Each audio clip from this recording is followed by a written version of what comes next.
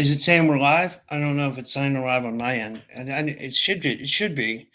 It's moving slow. Oh, there we are. We're live. We're live on YouTube and Rumble. Hey guys, welcome back to another episode of the Typical Skeptic podcast. I have one of my literally. I say this for a lot of people, but I have one of my favorite guests with me tonight. I have with me Rainetta Jones. You guys know every time she comes on the show, she brings it, and she doesn't just bring it; she brings receipts. So she brings the evidence. And tonight she brought on her friend. His name is Big Ace, and he's been used in urban super soldier programs that may deal with cybernetics and stuff like that. So before we turn it over to Big Ace, I want to say hi to both these wonderful people. And Rainetta, did you have something to say before we start? And thank you for coming on. Rob, thanks again for having me on. And Big Ace, thank you so much for doing this on such short notice. I really give you guys a lot of respect. I think tonight's topic is one of the most important topics we need to discuss. And the reason that we need to discuss this is because these programs very soon are going to go live. They're Okay. already behind the scenes. But when I say live, I mean you're going to see literally, the zombie apocalypse. You're going to see the Hunger Games. Okay. And in no way, shape, or form, let me make something clear. In no way, shape, or form am I saying that I'm tolerating any behavior. What I'm asking you to do is I'm asking you to listen to this man's story and understand there's more to crime than meets the eye. There's more to people's behavior than meets the eye. I don't believe that anyone, as a child, growing up as a child, says they're going to grow up and they're going to take this path. No, something influences them.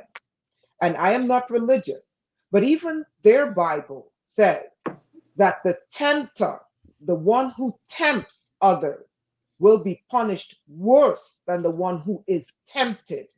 So that tells you something. It tells you that there's an influencing force out here that's altering people's behavior. Okay, so now that we're here, thank you, Rob. I'd like to introduce Big Ace. Big Ace, welcome to the show. Tell us a little bit about yourself. Tell us, how you grew up, where you grew up. Tell us your story. Okay, thank you for having me. Um, I grew up in a city called Compton, California. Um, Basically, I started off like the normal kid, school, sports, um, and had to adapt to my environment when going up into leaving out the sixth grade into the seventh grade. I had to kind of adapt to my environment because when you go up to the seventh grade, things change for you. So I went through the seventh grade, met a lot of new people, and those new people that I met, that became my hood. Those became my homeboys. It became my family, and very quickly, I started to get into to little stuff. I say about 1978, 1979.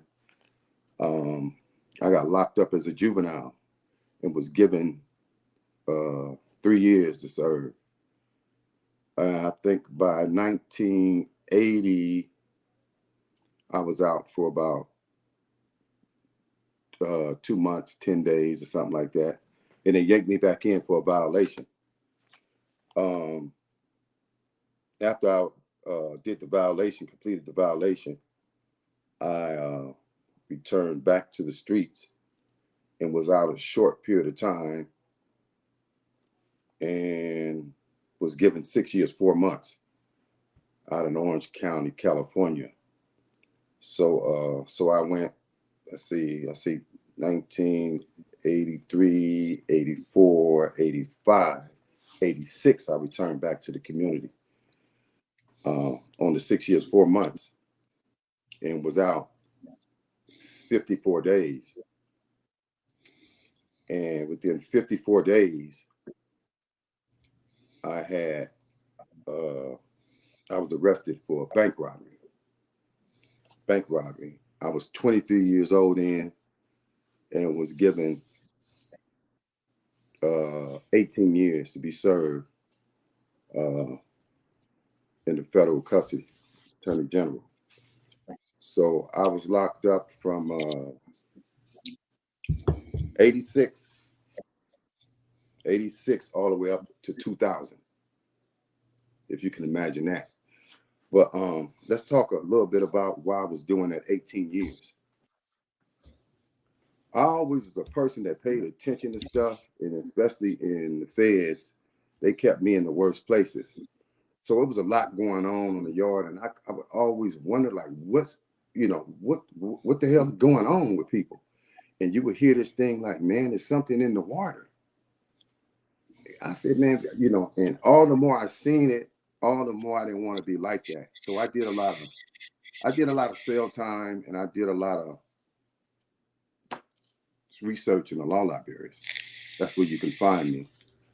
But that was enough to keep me out of what was going on in there, because the feds is a place where they play it state by state basis.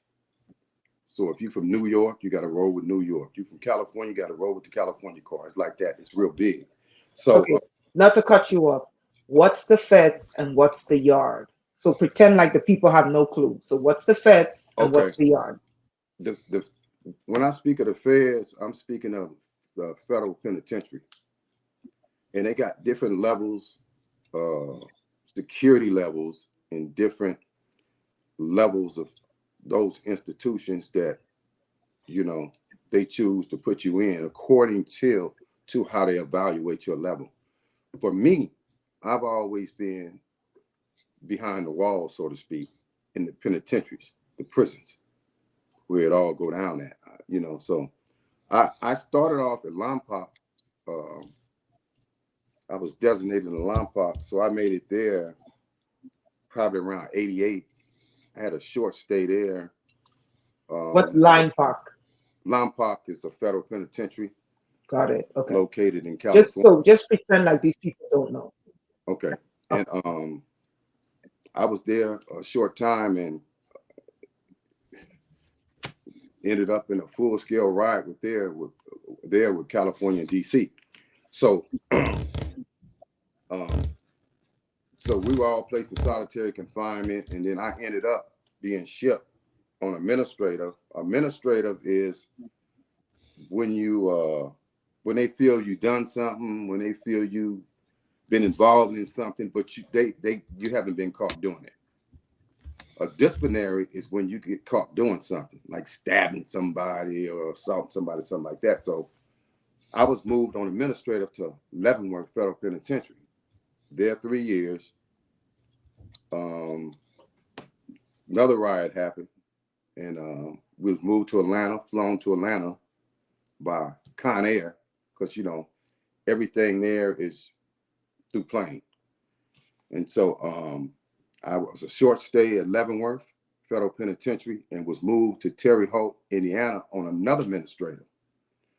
I was there a short time at Terre Haute, Indiana Federal Penitentiary, and another big incident happened. So they said, okay, these guys, a discipline problem, let's move these guys to USP Marion, Illinois. So where they sent John Gotti. So we ended up going there. I think that was like 94.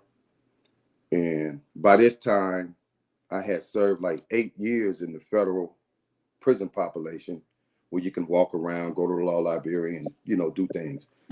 Now I'm locked down in Marion. So by 94, they had completed the construction of the new new ADX Federal Supermax in Florence, Colorado, which was to take the place of USP Marion. So they started moving us out of Marion under heavy blanket security and flew us to Colorado in the Rocky Mountains to the ADX Federal Supermax, nicknamed Alcatraz of the Rocky. There's some of the names there, just to give you El Chapo is now there, Larry Hoover. No way, El Chapo for real? Yeah, he's there. Some of the biggest names, but the picture I'm trying to paint is that once the Attorney General, Janet Marino, declared that place open for business, we were the first bodies moved to fill that place up. The first people there. So that was around 94. So moving forward,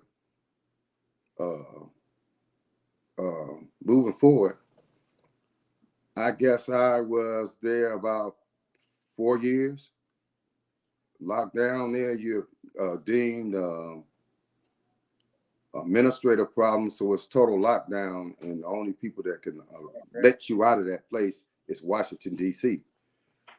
They put you in, and that's the only way you can get out. And sometimes it takes like 6 years to even program out of that place to even make it back to a regular federal prison, because that's the #1 spot in the United States, the ADX Federal Supermax, for y'all that don't know about that place. So, you know, I didn't like it, but I had to work with what I had. So this is going to be an important point right here. So the night we were placed in that place, you know, the night we was placed in there, this is the new high-tech type boxcar cells. So you got to come through one steel door, enter through that, and then once you enter through that, it's another cell door open. Well, these are bars that open next. You walk behind those bars, and they get on the radio and they close it. They uncuff you through a slot and bag out and say, all right, close $2.90 hour. And that door closed. So you're literally behind a steel door plus steel bars. You got a shower, TV. That's your world. You got to work with that. So I worked with it. So, you know, I did stuff like I said, okay, let me try to get the GED. So they would bring it. Everything is brought to you. The phone is rolled to you. You get like 2 phone calls a month. And if you make a call and somebody answer that phone and the party is not there that you want to talk to, that's your call. That's counted as a call. So I took the GED, and every time I took the GED, I would come to something and be blocked. And I'm like, I know that. And it's just a block. Every time it's like, oh man, it's like too much. It's like, and I would always miss the GED by 3 points. So let me move on. I'll come back to that. So I'm there about 4 years. And remember, these cells are like soundproof, basically. You got a duress button in case you're having like a heart attack or something. You can push the button and they'll come on. What's the medical problem, whatever. So one night, they fed us, came by, door open, fed us, and then 30 minutes later came back and picked the trays up. You need anything, toilet paper, anything off the cart, blah, blah, blah, blah. Okay, I'm cool. You want to clean your area out here? Because the first area that you come into, once they open that steel door, it's like a little vestibule with a drain. And sometimes they ask you if you want to clean that part. So when they step out, they'll open up your cell door so you can step out and clean that area and step back in. The reason why it's the double protection is basically for to protect the police for us, the steel doors and which we have there. So, you know, he went about his way, and I just that evening I was like, okay. And when he came by, he passed out the mail too. So I got mail, Vibe magazine. That's when they had the Vibe magazine. I got mail with pictures in it and stuff, but I didn't open up the mail. So this is a very important part. You guys pay attention. So I was like, okay, I'm not, I don't feel too cool. I'm just gonna lay down. You know how you get that? Your system turned down. All of a sudden you turn down, you want to lay down. So I laid down, put the headphones on, listen to the music, turn the lights off. And what I would do was, since the music was coming from the TV and they had the system hooked up, I would always cover the screen up on the TV with like a blanket, so it wouldn't be the brightness. So something kept telling me like, and I kept like, what's that? But I had the headphones on. So I took the headphones off. I said, I put them back on. And I took them back off. And when I took them back off the second time, I said, what the hell is that? Now, I'm one of them kind of people, man. Don't nothing get by me. Nothing. I'm in that cell for 4 years. You can't, nobody can see in nobody's cell there, the way they built. So what I was hearing was, I was hearing what I was hearing, but everything that I was hearing was channeled to the cell I was in and my movements. I got up, cut the light on, and it kept going. I said, okay, I hear what I hear, but how I was able to see me? So I'm looking around. I was like, man, I ain't never been through this, and I've been in this cell 4 years. So some tell me to go take a leak. So when I go to take the leak, and before I can get my stuff out, you hear something, why'd you take a piss? I was like, whoa, what the hell is this? So everything I was doing from that point, it was like, say for instance, I get ready to touch a cup. And before I can raise my hand, watch you touch the cup. I'm like, what the hell is this? So now I'm saying, okay, I hear what I hear, but how am I being seen? I didn't panic. I didn't do none of that. So the mail that I did not open, this was the time to open the mail. I said, let's see how far this is going to go. This is what my mind is saying.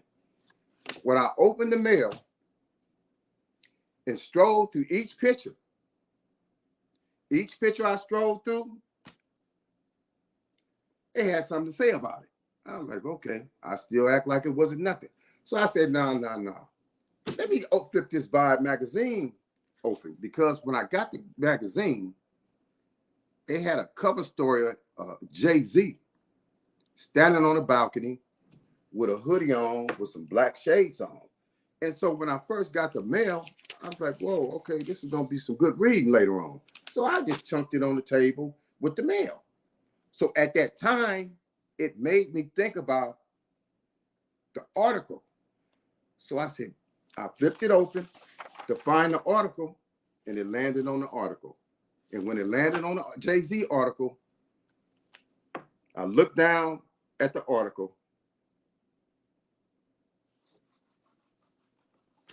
and they reading the words off the article right there. It's no hiding it.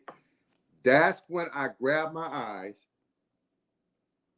Y'all got to excuse my language. I said, what in the fuck did y'all put in my fucking eyes? Like that. And all you can hear, but only you can hear it, the subject. We gonna kill you, you smart motherfucker, we gonna kill you, you'll never make it out of here. I mean, just all type of rhetoric, but only you can hear it. And remember, this was the first time in the whole 18 years, I did 8 main population, prison to prison to prison, getting shipped everywhere on administrators. I was in that particular cell at the 80X Federal Supermax, the new joint, the top of the line joint for the worst of the worst in the United States on a federal level. I was in that cell 4 years. And this particular evening, and everything that I was going through, like the turn down, the lay down, don't want to read the mail, it was all connected with that and I'm gonna get to that. So I said, okay, I do all of this time, and this is what y'all gonna do to me. I said, all right. So from then on, they were flashing me. And when I say flash, they will bring back something of the past, but it's like a vision. A vision. And they'll say, you remember that? You remember that? I'm like, whoa. Okay. You going back to a time where I first started at. When I talk about the schools, when I talk about the... Okay. Can you explain to us when you say you get a flash? It's a flash in your head, a picture in your head, Okay. and it brings you back to a time in the past, right? Yes. About something. Yes. Okay. Break Yes. that down for them. Yes. Go ahead. It brings you back. I'm going to answer that because you asked the question, but I really didn't want to get ahead of this thing because this was going to come to that anyway. As far as the techniques that's used through this technology, how it's cloned on to the nervous system, how it's cloned on to the visual cortex, cloned on to the audio cortex, the sense of taste, and everything is cloned on. So everything is seen through the visual cortex. This is how they were seeing me. Everything is heard through the audio cortex. This is how they was hearing me, and I was hearing them. It's like a two-way. But let me break that down. How they able to hear you and see you is through biofeedback. It's a method that they use. It's like a two-way. Biofeedback. I say something, you hear me. You say something, I hear you back. So we're dealing with biofeedback. So this is how they were able. This is how they were able. With the speed of this technology is so fast, you can't beat it. So this is how they was able to say, "Watch you touch the cup," because the thought has to hit me first. Even though they're transmitting it, it's artificial. It's artificial thought programming. Even though they transmitting it, it's so fast. That's how they beat you to the punch. And everything through the eyes is like through a lens so refined. And it's just 24 hours a day. 24 hours a day. So everything through the eyes is recorded. Everything through the ears is recorded. So when they want to take you back and jot you up, jot you back, memory, they jot you up, they jot you back. This is how this thing works. This is how it works. So take us back to, go ahead. Mm-hmm. So that night, I said, okay, they hit me with the flashes. They hit me with this, hit me with that. We're going to kill you, this and that. So I said, all right. I was so mad, Rainetta. I was so mad and hurt. I said, you know what? So I guess I ain't who I really thought I was. I don't want to know nothing and don't want to have nothing to do with, because I was really in that cell, really changing. I was doing different things, studying. I was really, and I'm gonna back up a minute. I would always, throughout that time, before this happened, sometimes you just go into a daydream. You be in a zone. And I would be on robberies, man.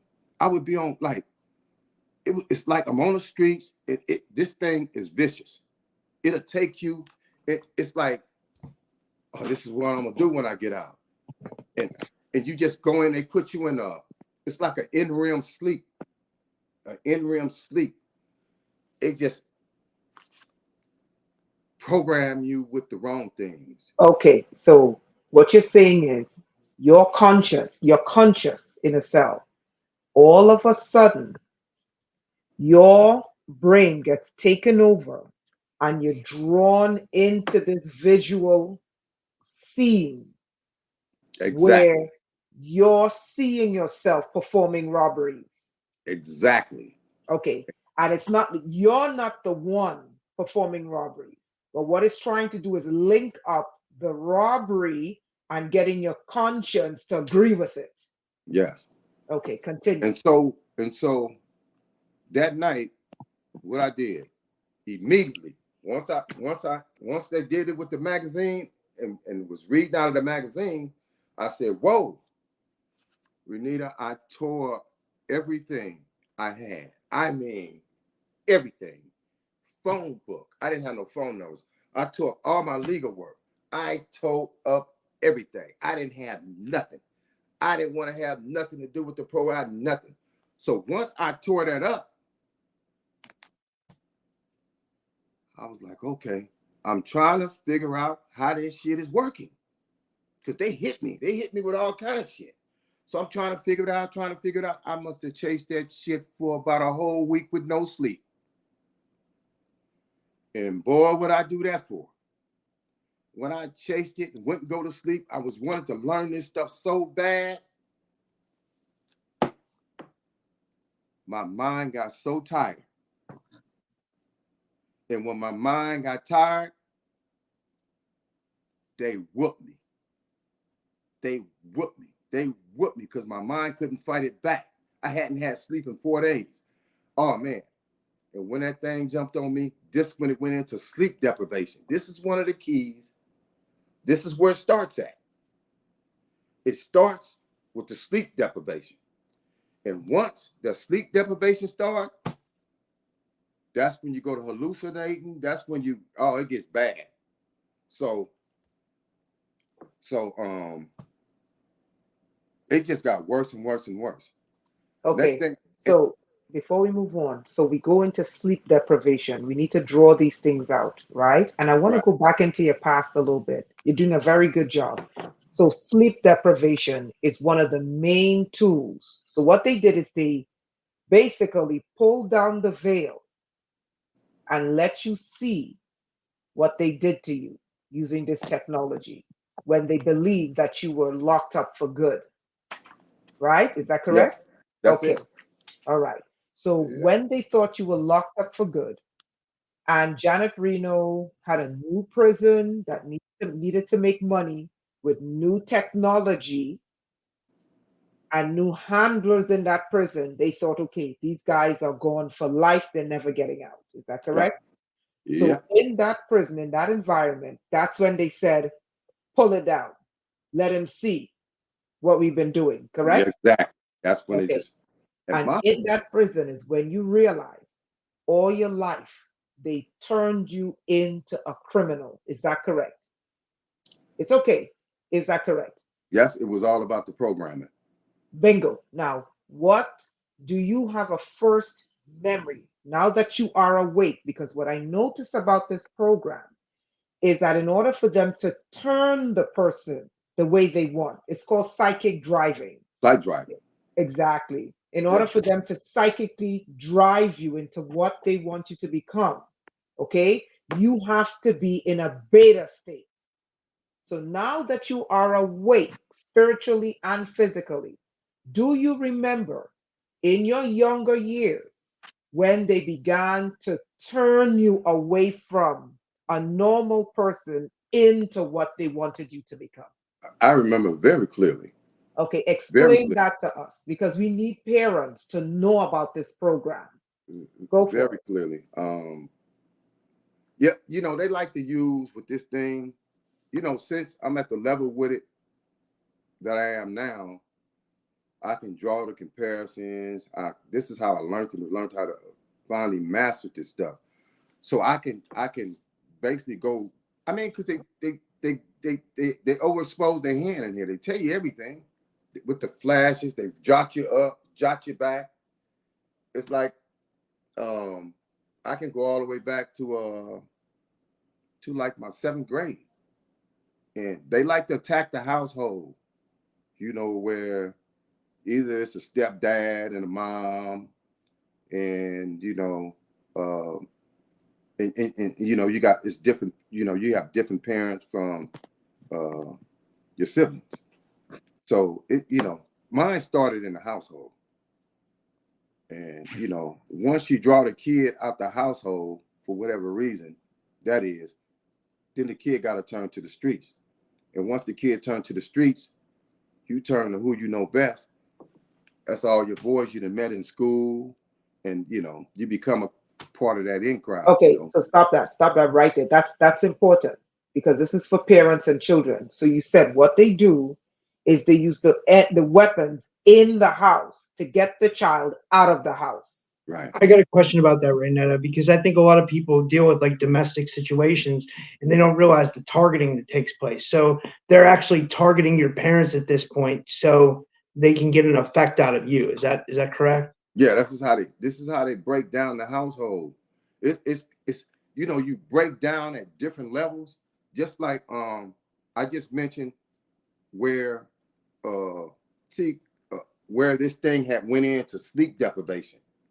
Okay, once you go into sleep deprivation, that's a stage before they break down the ego.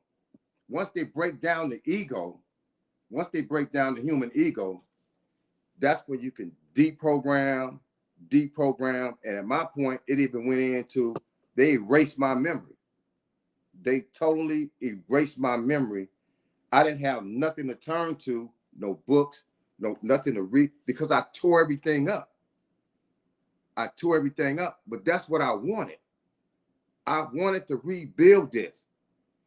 So when I tore everything up, they deprogrammed me, and I was like a zombie in that cell. I was a straight zombie.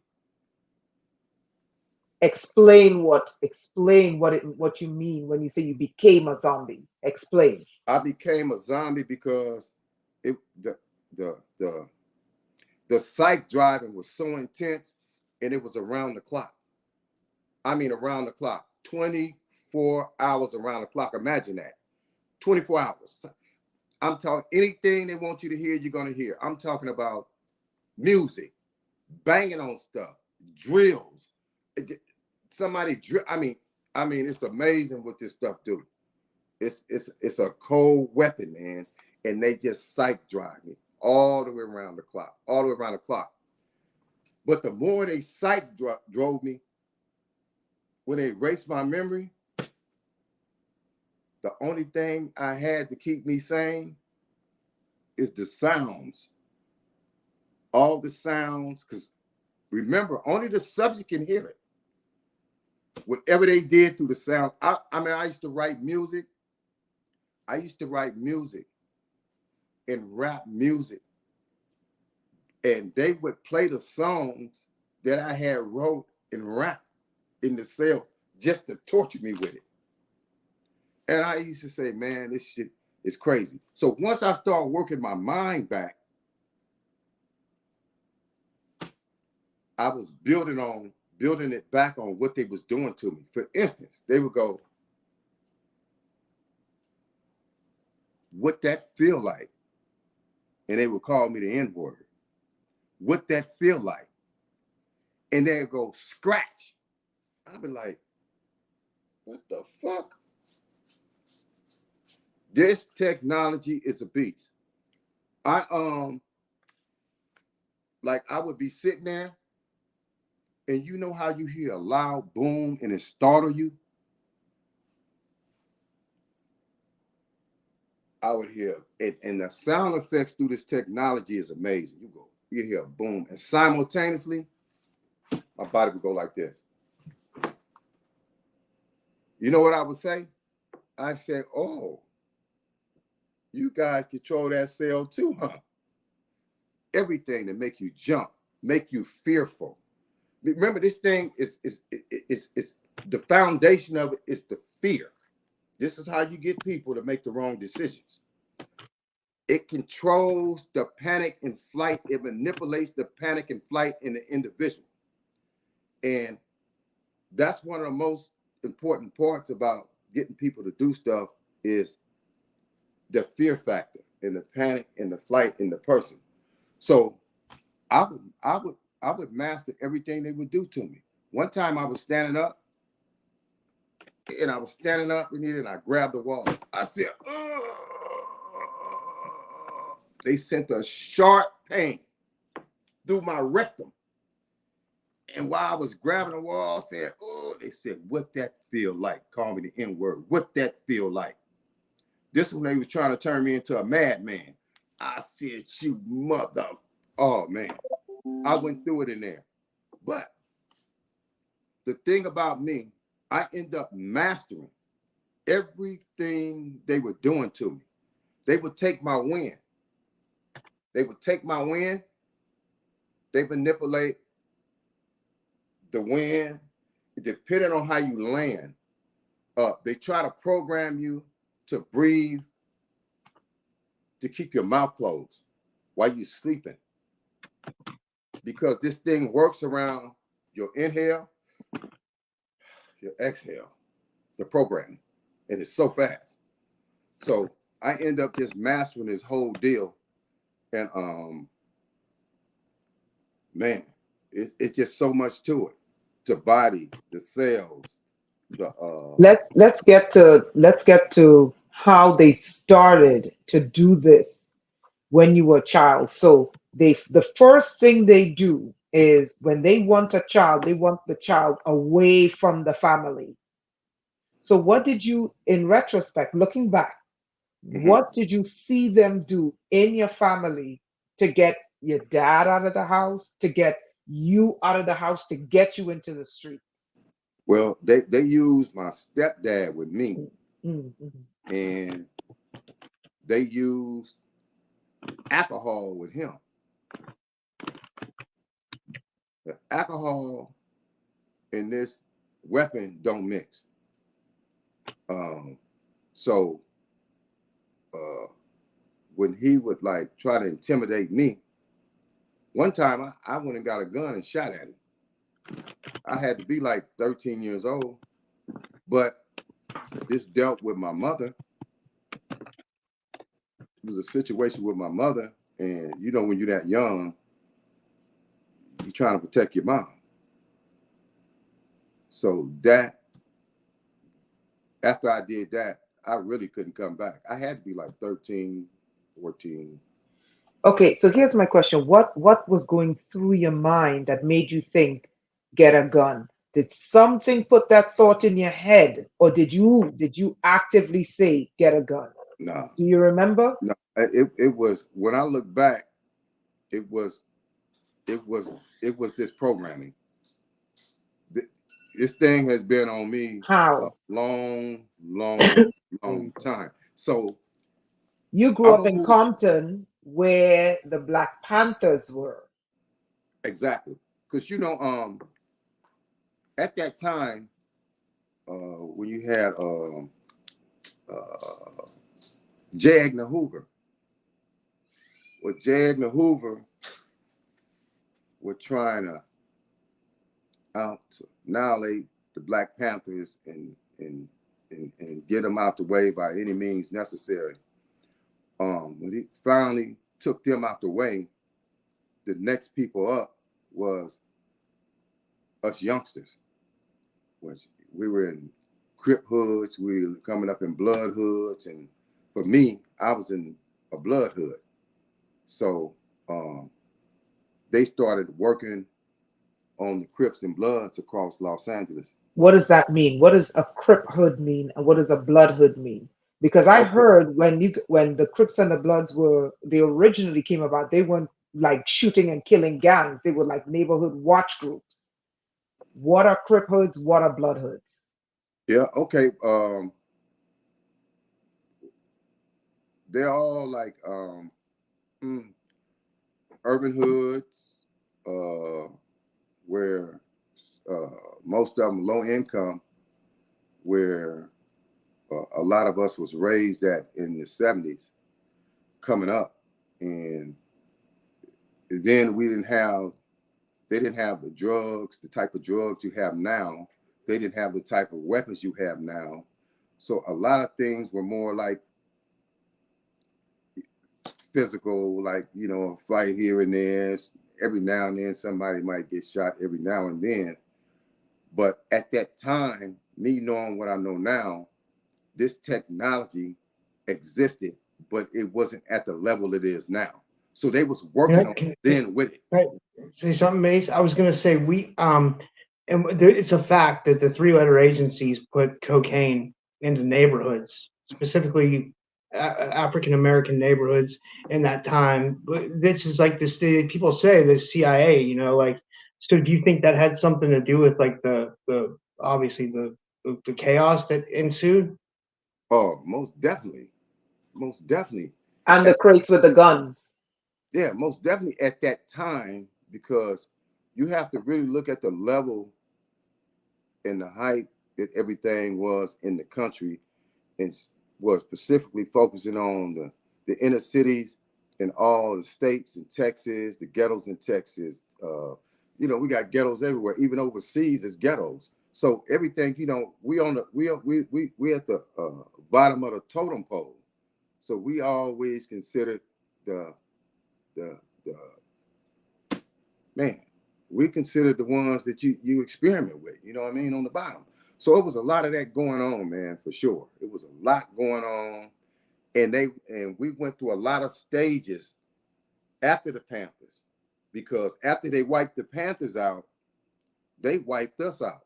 And I guarantee you, every blood and Crip in my era, 1979, 80, 81, 80, they wiped us all off the street. And ask me how I know.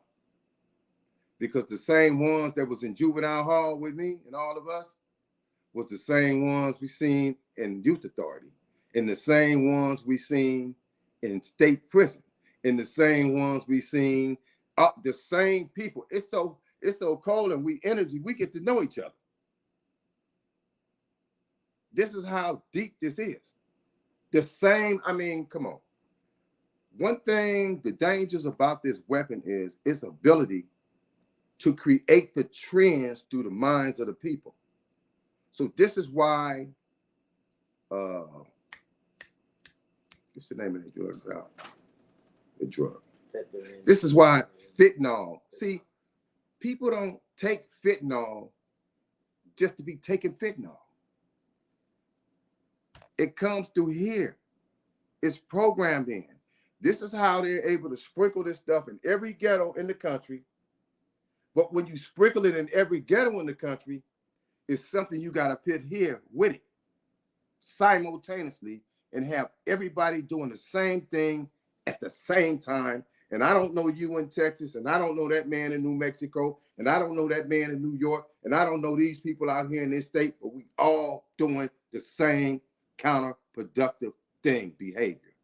Robbing banks, on drugs, suicide. All of this stuff is a package deal. The suicide, all of this stuff, mental health. This weapon that I'm talking about is the biggest, it's the main problem. It's the crux of the world mental health, this weapon right here. Because when you can't figure it out, guess what? You talk about committing suicide, because it will drive you mad. Some people's not as fortunate as me. Some people can't master this thing like this. You know what I'm saying? So look, let me take this a step further. So they say, okay, you maxed out. You maxed out. But we can't parole you out of the 88 federal supermax. Nobody paroles out of here. So we're going to put in your referral. We're going to send you back to Lompoc, where we got you 8, 9, 10 years ago, where the first ride was.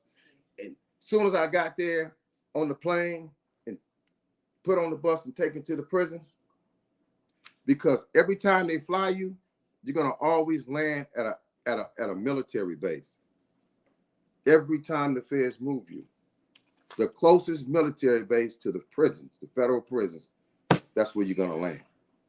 And when you land, it's going to be federal marshals in bushes, feds in bushes with guns, and it's going to be buses parked every which way, and everybody on that plane is going to come down, and you're going to get on one of those buses going that way, going that way, going that way. Fortunately for me, when I got off, they were saying, "Welcome back to Lompoc sample."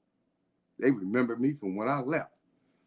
Put me on the bus, took me, stood out in front of that joint, sitting waiting for the lieutenant for a minute, about 30 minutes. As soon as they took me off, he said, "Who do you have here?" "Oh, this is Sample. He just come out of the ADX Federal Supermax.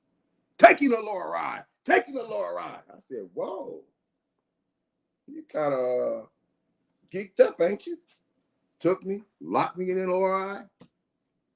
They said, "You won't get on the compound here. You got 30 more days left. We got a one-way ticket for you to LA." 30 more days left. I left up out of there, got there on the bus, went back to Compton. I'm gone. What? I did 14 off the 18, 14 flat. Guess how long I was on the streets? 54 days again. Now, tell me that is some shit. Wow. 54 days again, but this time, you know what the Fed said? They said, "You've been busy in 54 days. You got 4 bank robberies." I said, "Whoa. 54 days. Okay. Now we got to really let them know what this shit is, because they talking about giving me life." The Federal Sentencing Guideline book is a book that they started in 87, the new Federal Sentencing Guidelines, where, okay, you guys want to sell crack and stuff off the corners and go to the state joint. Now we got a new Federal Sentencing Guidelines. You get caught with so many grams, you coming into the feds. So this is when they start yanking all the blacks and Mexicans off the streets in the feds with the guns, with the drugs. Oh, man, it was terrible. Man, I looked around. I was like, man, this is crazy. This is crazy. They was coming in. They was coming in, and they was coming in. For me, I fell right there on the border. I fell under the old sentencing guidelines. So that judge could have really gave me 30 years for the bank robbery, 25. And then he could have gave me an extra 5, 10 for the pistol, which they was really trying to do then. So it was, 54 days. So now I'm going to arraignment. This is when it gets tough here. They give me a lawyer, and I tell this lady, I said, "Look, you need to tell this judge that something is going on." And I was trying to explain the technology. She said, "I can't tell him that. I can't tell him that." She didn't even know how to tell the man. She didn't know what, she didn't have a clue. I said, "Your Honor, may I address the court?"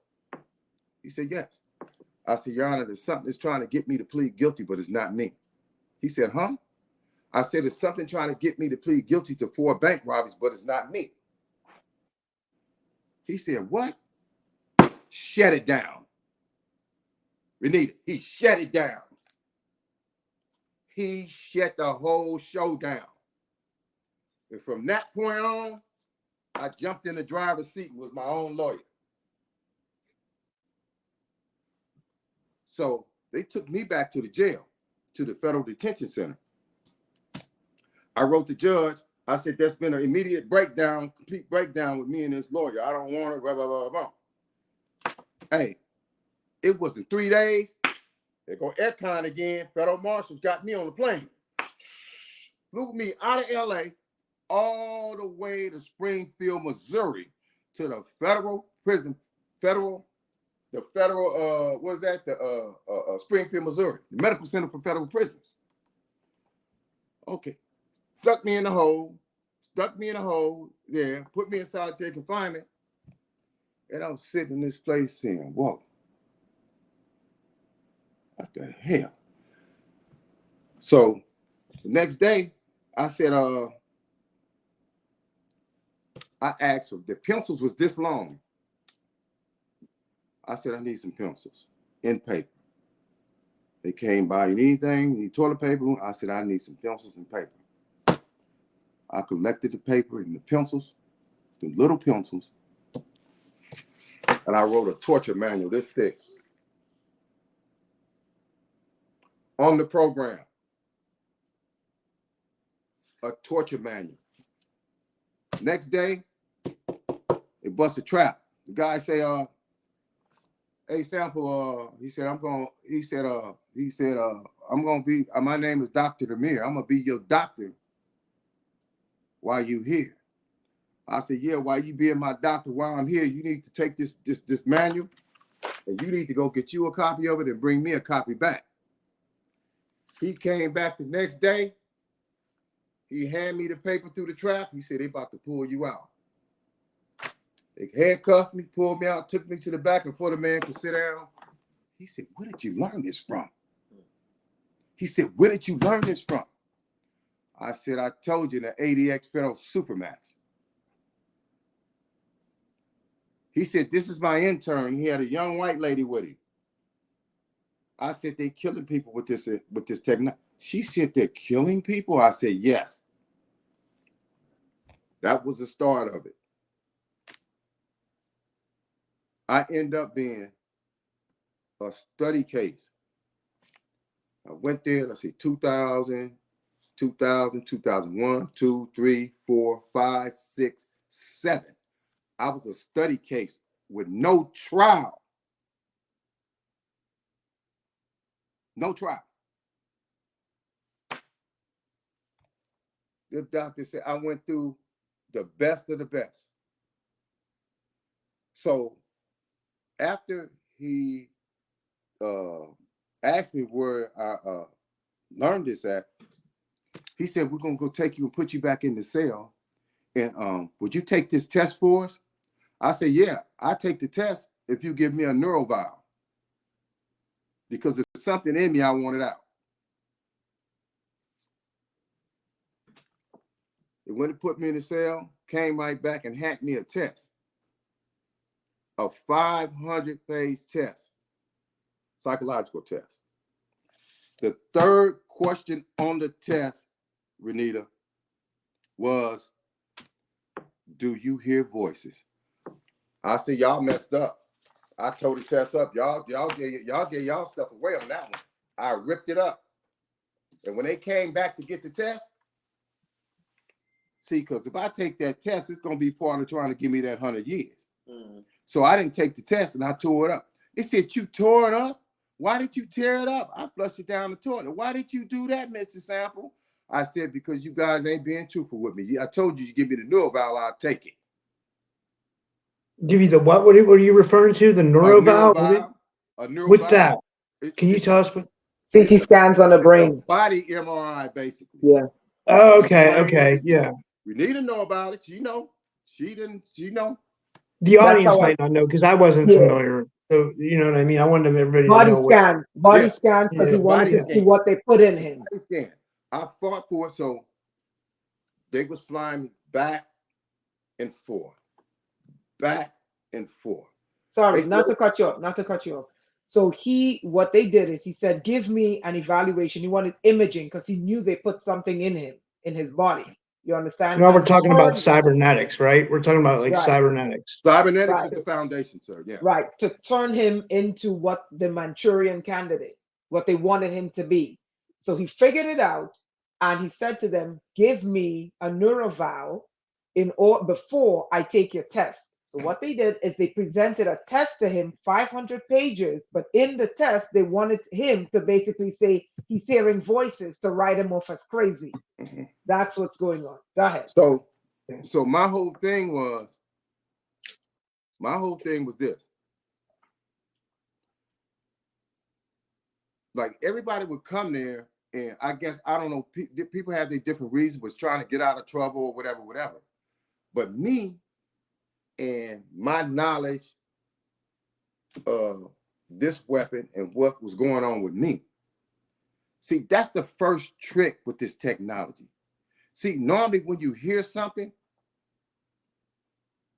you hear a bird twerking, you hear the fan on, you hear it, you hear radio playing, So this notion about people hearing voices is the biggest game in the world. A person doesn't hear voices. A human being doesn't hear voices, period. It's not happening. You're hearing what you're hearing. Now it's up to you to find out where it's coming from. So that's really, I like that. Yeah, because people get so wrapped up with this. This is why I say this is the bulk of mental health. It gets so bad, they start calling the voices theirs. I'm hearing my voices.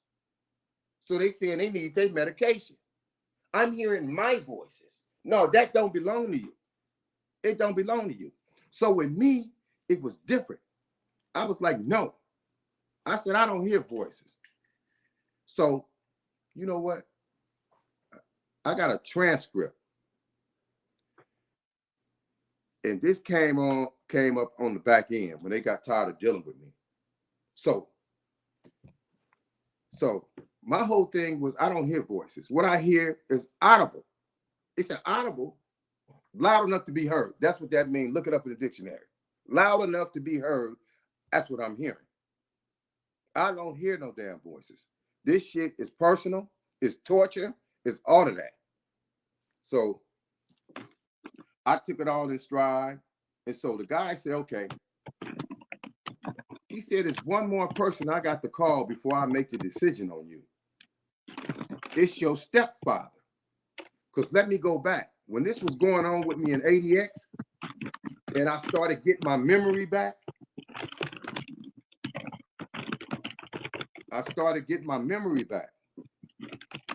So I said, damn, I want to call my people, but I tore up everything I had. So, Hey, Rob, we're hearing you typing. Oh, sorry. Oh, yeah. Sorry. I said, I want to call my people, but I tore up everything I had to rebuild my mind back on my own. So they was trying to rebuild it back with the incoming programming. And every time they was trying to rebuild my mind back, I was mastering what they was doing. That's how I got good at this. I kept everything they did to me. They would close my nose receptors. This thing, look, it's cloned on to your nervous system. So it's like a person is cloned on to you, and his job is to crash you, is to walk you to your death 24 hours a day. This is why the world is like it is today. Everybody that goes shoots up a school, he has a handler. Everybody that go robs a bank, he has a handler. Everybody that no, I better not say that. I ain't gonna say that. But just look at, hey, this is what this thing is about, man, handler. So he called my stepfather because once I got the number, and how I got the number was, I said, the chaplain came. I requested to speak to the chaplain. I said, you think you can get my people's phone number? He went and brought the number back to me. That's why I was able to call him. And when I called him, this is what I said.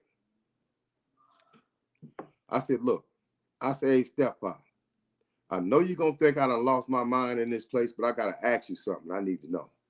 I said, have you ever heard of a technology that can hear what you hear, see what you see, smell what you smell, the whole nine? You know what he told me?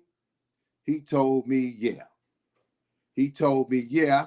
He said they put it on a couple of guys out of Chicago and made them tell on each other.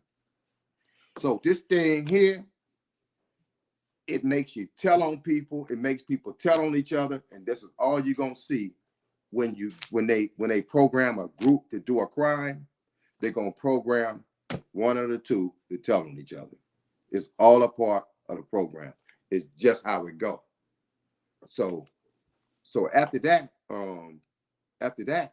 he came back and he was able to repeat the same thing that the conversation we had, my stepfather, to the psychologist, the doctor.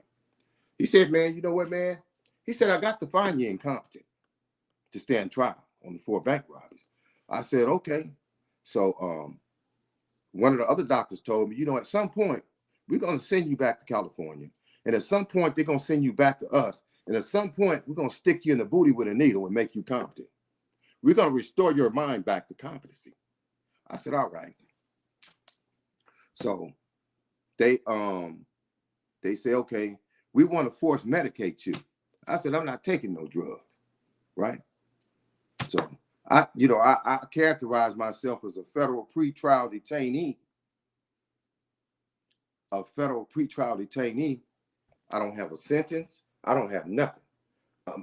I'm fighting. I'm not even fighting the bank robberies no more, because once the judge shut down the court proceedings, it became a situation of whether or not I'm mentally competent to stand trial on the 4 bank robberies. That's what they was dealing with me. So it was flipped from a criminal platform to a civil one. And once it became civil, the doctors had to deal with me. They had control over me. They had to say so, or whether or not they felt I was competent to stand trial. It wasn't about looking at no discovery, trying to figure out which way you're going to fight the case. So I was like that in limbo for like 5 to 6 years, just like that. And I was so naive at the time, I didn't even know that I was a study. So once we went to court, I end up getting an article out of the U.S. Today's. It was a small article, and the article entailed that it was a doctor named Richard Young, and you guys can Google this. Richard Young, out of the Whitehead Institute in Boston. He was a doctor that created a chip that you couldn't see with the naked eye. But the chip was created to revolutionize the world on a global scale in the medical field, far as to cure cancer. So what this chip do, this tiny chip, it cuts the cell off like a light switch on and off to cure cancer.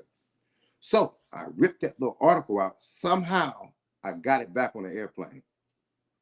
I got it back.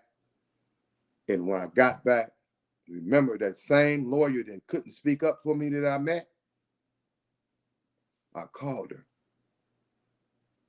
And I said, I'm back. I've been found incompetent. I said, but the thing is, I want a trial. I'm going to flip it back. I want a trial, and I want to put this chip on trial. I want to put this technology on trial. I want to put all of this stuff on trial. She said, well, I got to get you on the docket. So when we went to court, she sat next to me, and I handed her that little clip about the doctor, about the chip. See, my whole thing is I wanted to demonstrate that chips exist, whether or not it's for the good purposes or for the wrong purposes, that they exist. To show that this man finding me and rendering me incompetent to stand trial was bogus, because he rendered me incompetent based on my knowledge of this weapon and this stuff that goes on in the global scientific community that's prevalent in today's scientific community. It's prevalent. You can't be called crazy for it or nothing. For my knowledge, having knowledge of it, he rendered me incompetent because he didn't have knowledge of it. So when I got back, I wanted to use that article to show how stupid he was, that chips do exist, regardless of what kind of chip it is. It's patents on all kinds of chips. So once you resend, so I could have a trial. So look, they never gave me a trial. I fought it. And me and my lawyer got real tight. She was a young white girl. We got real tight. So when I gave her that article, 3 days later, they called me. They said, hey, you got a legal visit. When I went down for the legal visit and got escorted down there, they said, your visit is in room 10. When I went to room 10, it was a guy there named Thomas Oates. He said, the attorney sent me here. I'm your new investigator. He said, you know what? I read the piece. Your chip does exist. I talked to Richard Young at the Whitehead Institute in Boston, and he explained to me all the commercial uses for his chip. I said, hold it right there. He may explain to you all the commercial uses of his chip. I said, but there's some dirty chips out there, man. He said, yeah, and we're going to find them, and I don't put nothing past the government. This dude went on a rampage, this investigator. I had him for like 6 years. He got to know me very well. I said, every time I talk to him on the phone, he got a new chip. The Angel this, the Angel, it was done in the 60s. It was this, we came with so much evidence. He said, wait a minute. I got a friend that worked at 60 Minutes or 2020. Let me try to get in contact with him so he can run this story. I said, yeah, because they ran a story like this on 60 Minutes. I remember a long time ago. When I talked to him again, he said, call me back in 30 minutes. He said, my buddy is playing stupid. At 60 Minutes, 2021 of them. I said, we're going to get to the bottom. He said, man, if they don't kill us first. I said, we're going to be all right. And so they end up,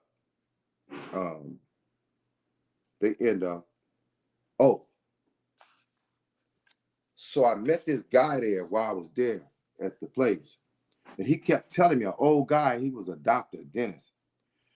And he was fighting incompetent sand trial too. He used to walk in the cage next to me outside and go out for rec. He said, Sample. He said, keep fighting. He was a tall white guy. He was a doctor. He was older. And we used to pace back and forth. He'd be in one cage, I'd be in one cage. And every time I see him, we walk and we talk. He said, keep fighting. My case is going to help you. And I'll be damned. His name is Dr. Sale. While I was there, that court's decision came down from the highest court of the land, Supreme Court. It said in Sale versus United States, it said you can no longer force medicate federal pretrial detainees to make them competent. That man kept telling me, my case is gonna help you, Sample. Don't give in. And I'll be damned. We went back to court. This is, I think they took me back down there, 2000. I was back down there about his case came down about 2002. Oh, man, I went back down for the hearing. Oh, man, I went back down to the hearing. Hey, we didn't even have to bring up the Sale case. That prosecutor kept trying and trying and trying and trying. That judge told him, he said, what do you want me to do? What do you want me to do? To say that this man has been play acting in my court for 6 years? He got all the reports you can get from the psychological reports. He said, what's your take on the man, prosecutor? He said, well, I would say that the doctors did say that this type of diagnosis is genuine. And there's no malingering. Malingering means faking. So they says no malingering with me. So the judge say, Mr. Sample, could you please take the lecture with your attorney? Because there's some questions I need to ask you man to man right here. He said, do you hear voices? I said, no, Your Honor. I said, what I hear is audible. He said, audible. I said, yes, Your Honor, loud enough to be heard. He said, He said, let's talk about this. He said, Chip. I said, no, it's a program, Your Honor, it's a program. He said, let's talk about this program, young man. We'll let transcript back.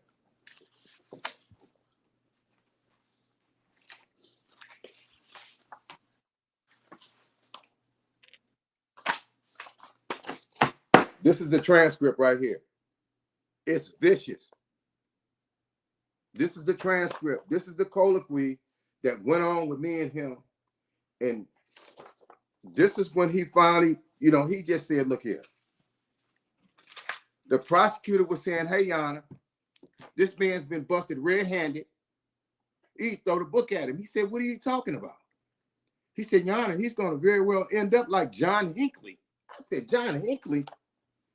And placed in a place for an indefinite period of time and then released back to the community. I said, John Hinckley was the one shot President Reagan. He said, you know what, man? What am I to say? This man is play acting in my court, been play acting in my court, this, that, and the other. He said, look. He asked me, he said, man, where did you learn this at, man? The judge. I said, at the ADX Federal Supermax. He told them, man, that they had the sidebar. my attorney, and it's the sidebars in here too. She said, John, you know what? He's been fighting for the neural valve for this. I went and I investigated, and the hospital told me, Memorial White in LA said that it might be about $1,000 or so to do an MRI, and that, you know, he has this thing in his head, so to the point that he want to prove or disprove. Because if it's any, this is going to be his defense in trial, Your Honor.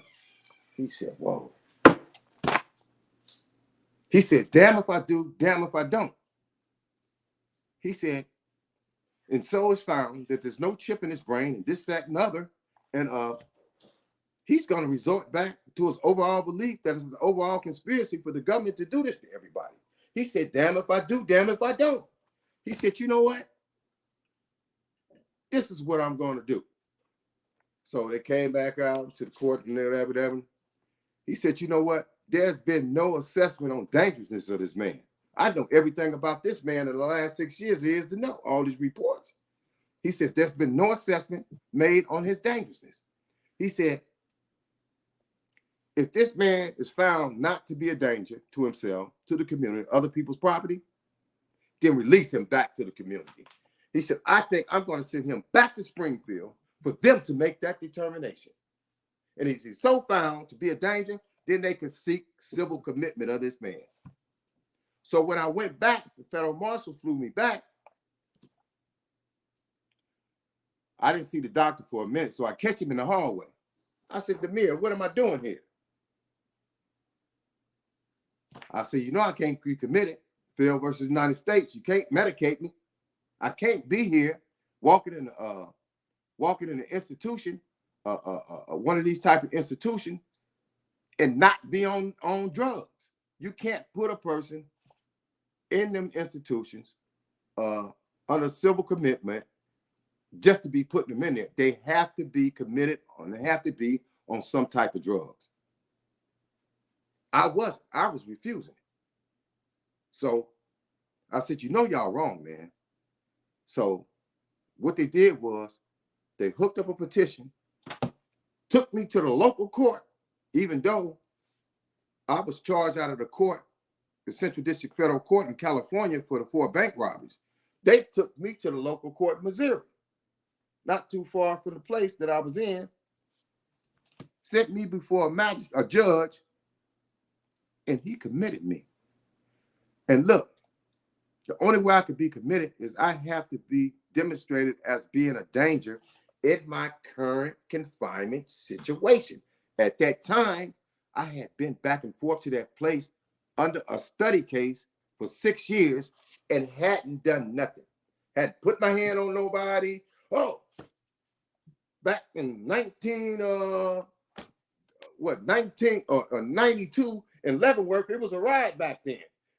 And back in 88, it was a riot in Lawn Park. Or they was reaching for this stuff to say that I was a danger. Man, this is like, what, 20 years later, you, come on, man. Y'all gonna do it like that? That judge committed me under a civil commitment under, he committed me under the, I need some glasses.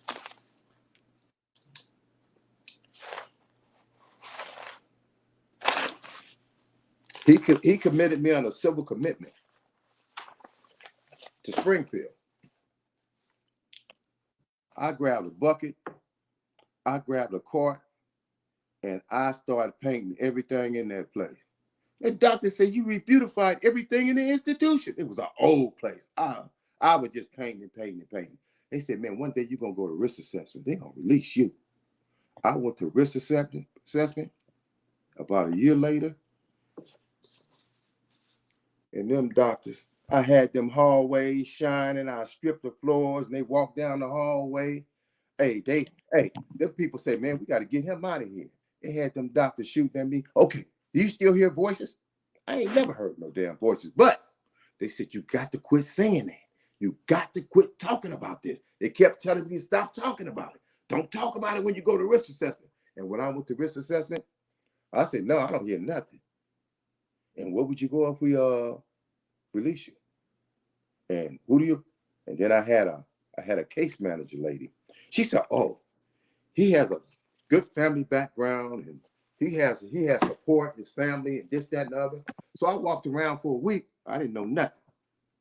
And I ran into her in the hallway. She said, hey, well, good evening, Mr. Sample. Oh, your risk assessment, you been released. I said, what? But let me tell you this. Once they illegally committed me, I went to the law library. I told you all that time I was doing, all I lived in the law library, study. So federal law, I kind of know it a little bit. So once they committed me under the bogus civil commitment, I went to the law library and filed a writ of habeas corpus on their ass, a great writ. And one of the first questions I asked them in the writ that they had to answer was whether or not my knowledge of what goes on in the global scientific community makes me incompetent. And if so, did they violate my constitutional rights, committing me? So when you answer the first question, 1 and 2, the next ones, you got to raise your hands up. So when they said I was released, I seen them again. They said, you know what? You've been releasing everything, Sample, but there's one problem. They say you have a writ of habeas corpus pending in our district court. I said, hold on a minute. I went back to the law library. I filed a motion to withdraw the motion and make it a nullity forthwith. They sent me the order, took it out, gave it to them. I was on an airplane up out of there. So I was on an airplane up out of there, but I couldn't speak about this stuff. So I went back, I went to Texas, and I stayed there maybe 3 months, 4 months. And I told my brother, I said, look, I'm going back to LA. I went back to LA. They transferred my conditional stuff because I was still under that civil thing. And so they gave me a parole officer for that. And I was on that for 5 years straight, seeing a psychologist for 5 years straight. For 5 years. It was every week I had to see that man. And he finally said, you know what? Just see me every 2 weeks. And then it soon became, she said, Sample, man, she said, you're a testimony. She said, I said, well, how you know I ain't out robbing banks? She said, I know you're not. She said, I get all the bank robberies. I get everything. She said, you're a success story. She said, you're a liability to us. You're costing us too much money. Then I started working in the oil refineries. She said, you can start going out of town now. And I'm going to put in your paperwork to get you up off this while you gone. So she went to the federal judge.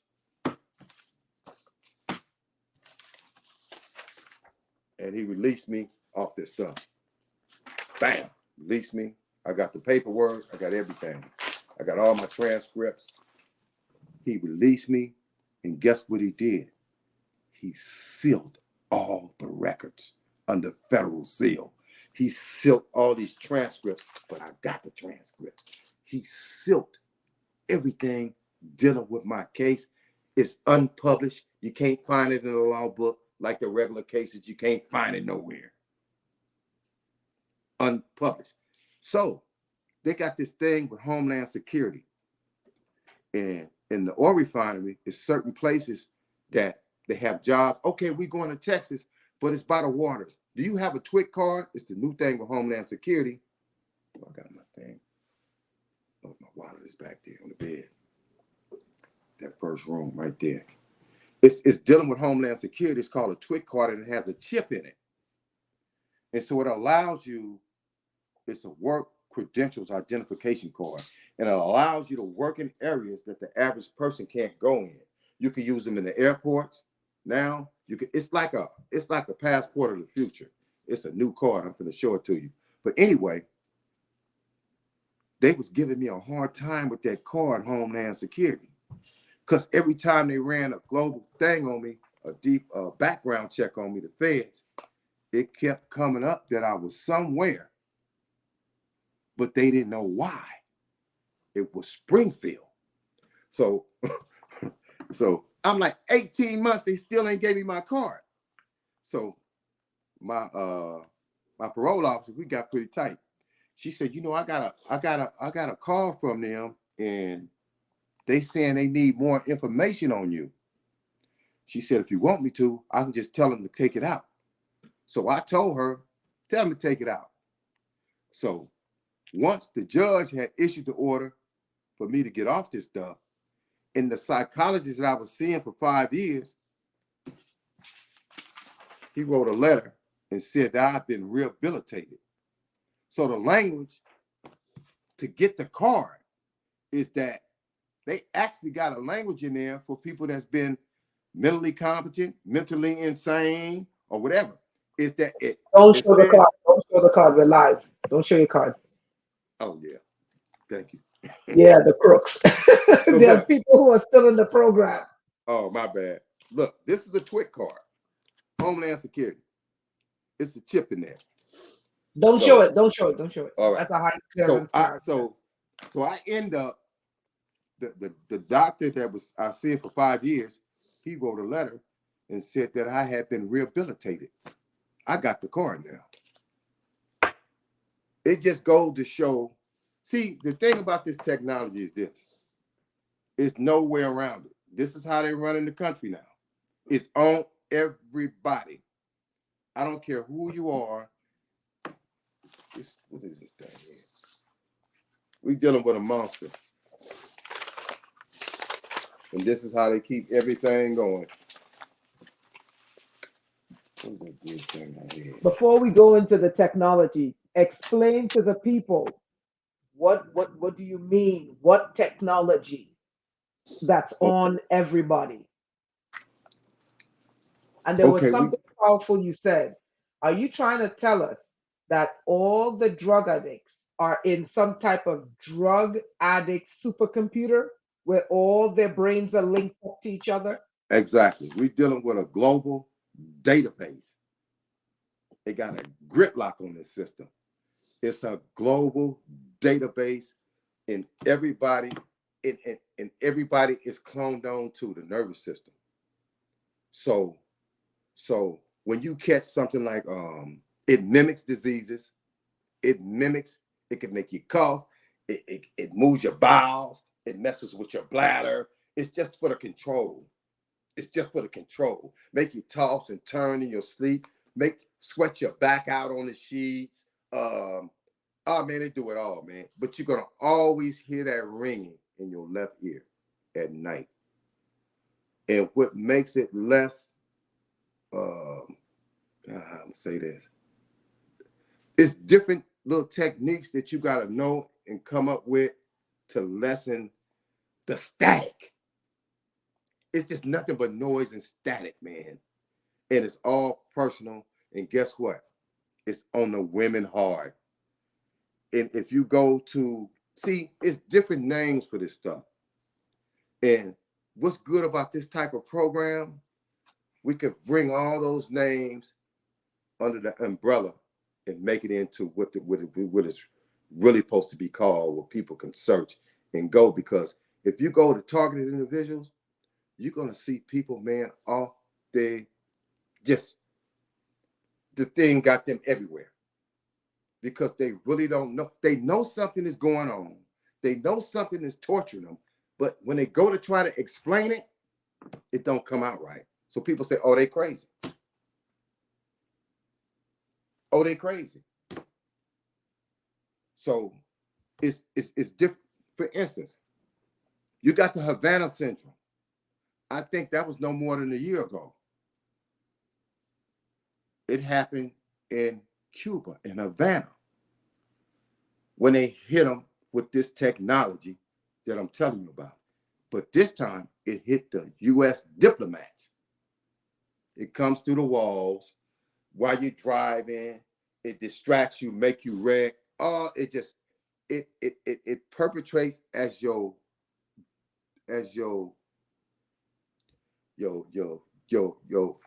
focus and your alertness.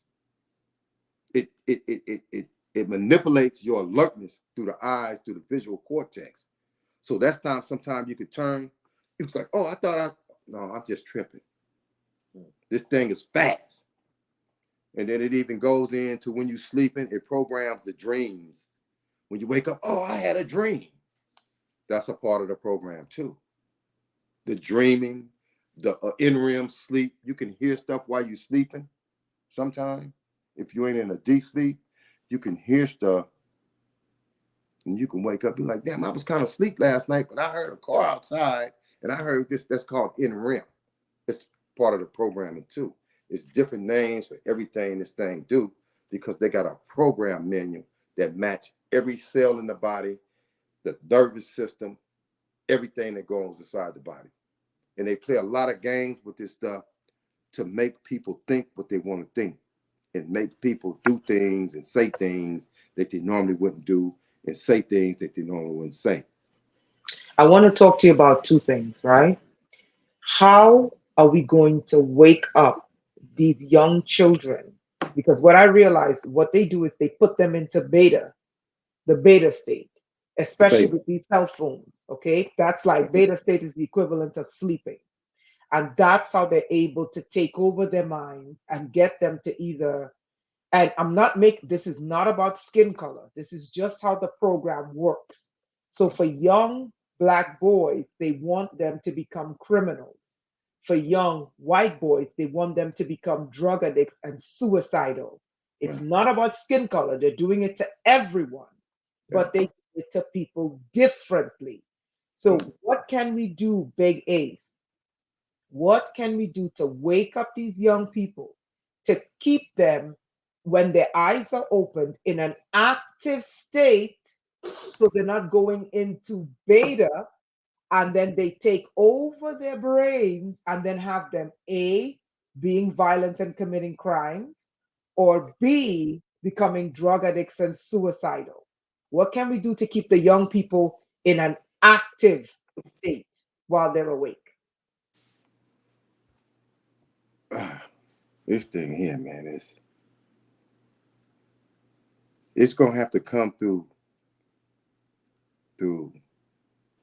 It's gonna have to start through a media like this,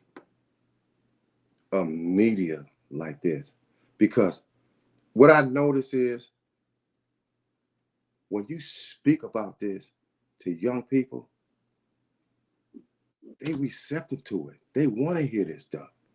They want to hear it because they know something is wrong. And let me tell you something.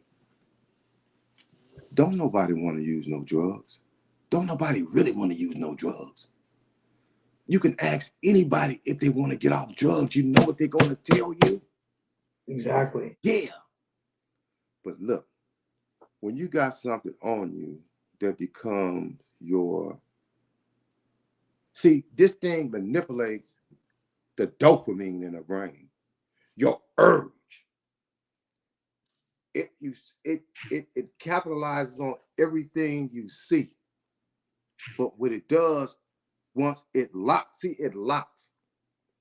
See, once you learn what to look for with this stuff, you can be like, damn, Big Ace, right. This thing, I don't care where you look, which way you look, in your office, in your car, this thing is going to lock on something. It's going to lock on it through the eyes. But you got to know that's not you locking on it. That's how you catch this stuff. So, for instance, if you got a bowl of fruit, you got different, it locks on people, places, and things, objects through the eyes. This is how they keep you holding the cell phone. This is how you keep you holding the cell phone. Now see, and if you notice, what human sees through the eyes of a cell phone is the FaceTime. What humans hear through the ears on the face, the cell phone is the speaker. What humans talk through the mouth of a cell phone is the microphone. So This technology, fucking phones, is patent after the human brain. It's patent after the nervous system. The sensors of a phone is patent after the body. We got sensors when we hot, when we cold. And this technology, it makes you hot. You're like, damn, I don't know why I'm so hot. You be in the bed. Oh, I don't know why I feel so cold in here. That's what you do to me in ADX. You drop the temperature through the technology. What you gonna do? You're gonna cover up and get under the covers and lay down. Now you've been controlled to lay down, and you don't even know why. This is how this technology works. Every aspect of central nervous system. But it's gonna start through this type of programming. But these phones, man, there's a whole nother. These phones, man. This is why can't nobody put the phone down, man. Okay, so here's what I'm going to ask you. What can we tell the young people? What to look out for? Okay, so you're young. Okay. I'm like, young people, you have to know your thoughts. You have to know your thoughts, because if you don't, what this technology will do is it will put into your head thoughts of, hey, look, go beat up that old person. The hate. It will lock into your brain. And then all of a sudden, your active thoughts latches on to this false thought. And then the next thing you know, you wake up beating up the elderly person. See, the thing with this technology is this. 99.9% of the chance you're gonna get a thought through what you see. Every time. A thought through what you hear. Every time you're gonna get a thought. It's gonna be some form of a thought. And this program always want to be that feedback on what you see. This is why these devices is so dangerous right here, man. I mean, the phones is so dangerous. So it's you got to use your common sense based on, it's gonna always come through what you see.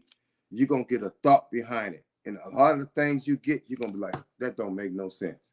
It's gonna because one thing about this program is, in order to be programmed, in order to be tricked,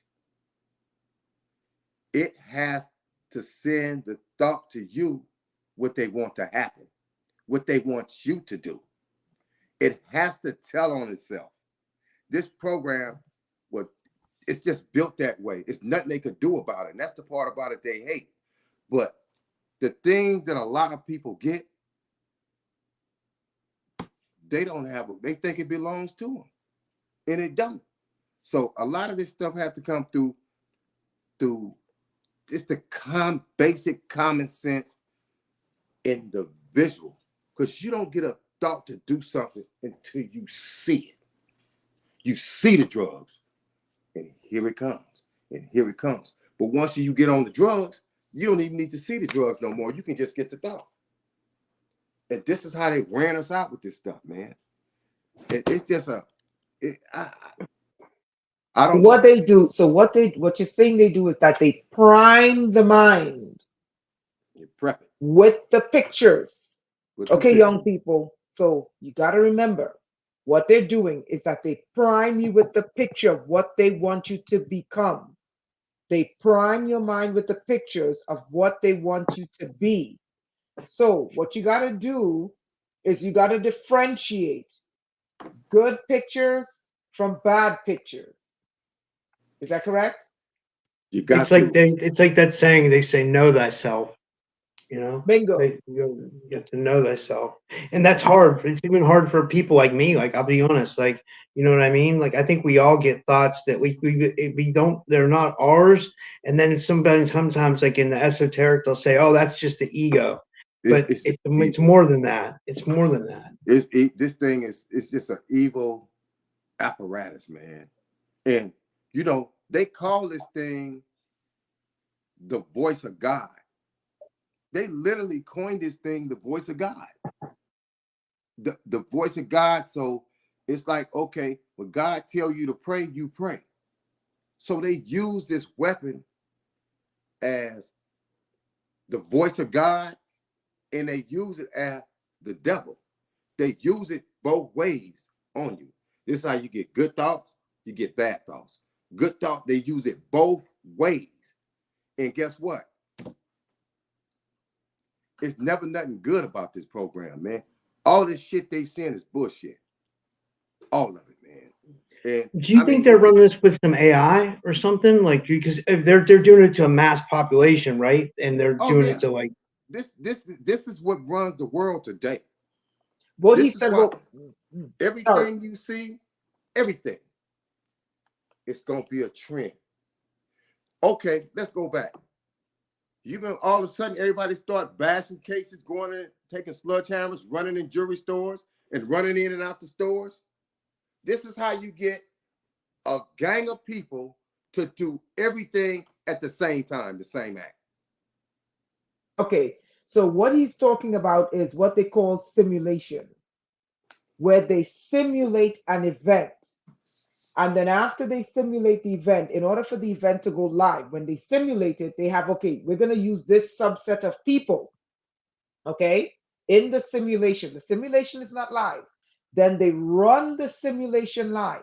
So in a live simulation, they're going to have a sheep or a rabbit, what they call a rabbit in like long distance or middle distance, right?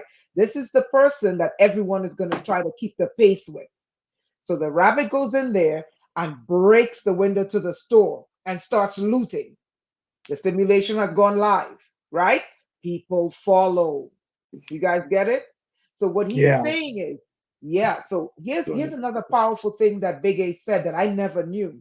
He said, listen, he said the people who are on drugs, all of them are in a program. They call it drug program, but we think it's a program to get them off drugs. No, it's a computer program. It's a computer program. It's a computer program. It's a computer program. Because this the is why the brains of everyone on drugs is in a drug program. So the brains of everyone who is in a gang is in a gang program. The brains of everyone who's in prison is in a prison program. Go ahead, Big. Do you know what they call this? The scientists, they coined this as being a hive mind. This is why when you look up EEG, cloning,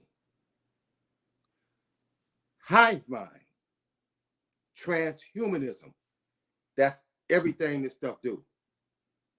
Rainetta, guys, I'm sorry, I'm so sorry. I gotta go to the bathroom. I gotta pee. I'll be, just keep going. I'll be right back. Sorry. Hey, this is significant for him, and I understand how this way works and why that seat is now empty. They don't want him to hear this. This is how this works. But so he gonna hear it when he come back, though. This is how this works, man. You know what I'm talking about. I mean, I'm in it. They did it to me since I was a child. Man, that's how this works. They got me like. Oh, yeah. But this is powerful, guys. This is powerful, guys. I'm gonna repeat this again. I gotta repeat this, Big. I gotta repeat this. Everyone who's on drugs, you're in a drug program. But when they say program, they don't mean after school program. They mean computer program. If you're in a gang, you are in a gang computer program. Okay? If you're in prison, you're in a prison computer program. How did this man go get free and 54 days later, twice? Twice. Unless it's a program. Go for it, baby. Yeah. So yeah, back to let's make the distinction between, because they got different names for this stuff, but it's all doing the same thing to the people. What was he calling that on them people? What they call it? Targeted individuals. Yeah, targeting targeting individuals. They just got different names. This stuff has been going on since the 70s. You got all these old programs, mind control programs, all this that, you know, they get busted and bring it up under new budgets of money and change the name and stuff just done went all the way on to today. But today, in the time we're in now, the real name you can find this stuff under, and the meaning is EEG, cloning, hive mind, transhumanism.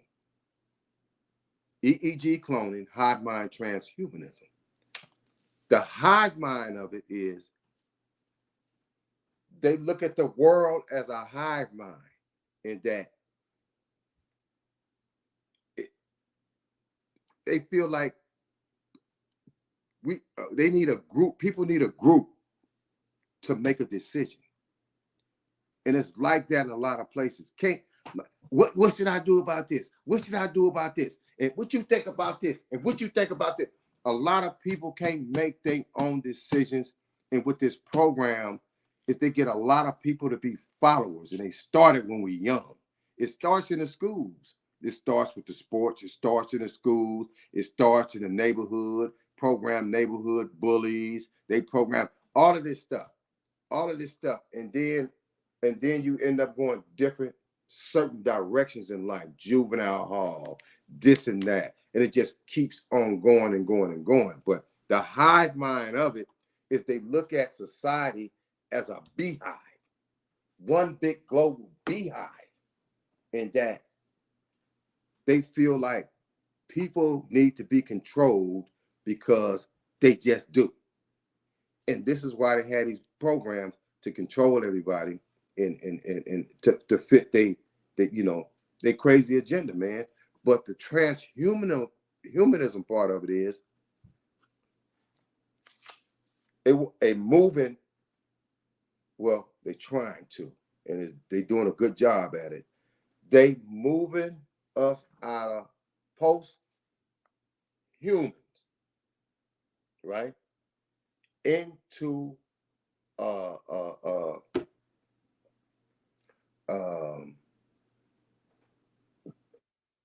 transhumanism. And transhumanism is AI. So basically, we walking around as clones. Everybody think to be cloned, you got to clone an animal, or you got to clone a lady to have a kid. No, we ain't talking about this type of cloning. It's different type of cloning. Everything could be cloned. Marijuana could be cloned. Everything could be cloned. We talking about cloning society and every individual, cloning onto the nervous system with a particular wave. And this is how they doing this stuff. This is how cybernetics, this thing is real complex to break down for us, how it works through the visual cortex and the audio cortex, and how it records everything from when you're young. It records everything so it could take you back to repeat, repeat. It's never like this in the mind. Never. It's like an old clock, pendulum clock that goes tick, tock, tick, tock. But the time on the clock never moves. It's a defect in the clock. So everybody becomes a defect because the nervous system has been altered with this technology. And some people, no matter how much they want to change and how well they want to do, it's and the deeper the person's mind is like hooked on the EEG cloning, the EEG heterodyning. heterodyning. That's when they literally lock onto your brainwave. Yeah, that's how heterodyning. I think that's how you can these signals from across the world and bend them, and you could do, because see, this thing, it don't cut off. I don't care who you are.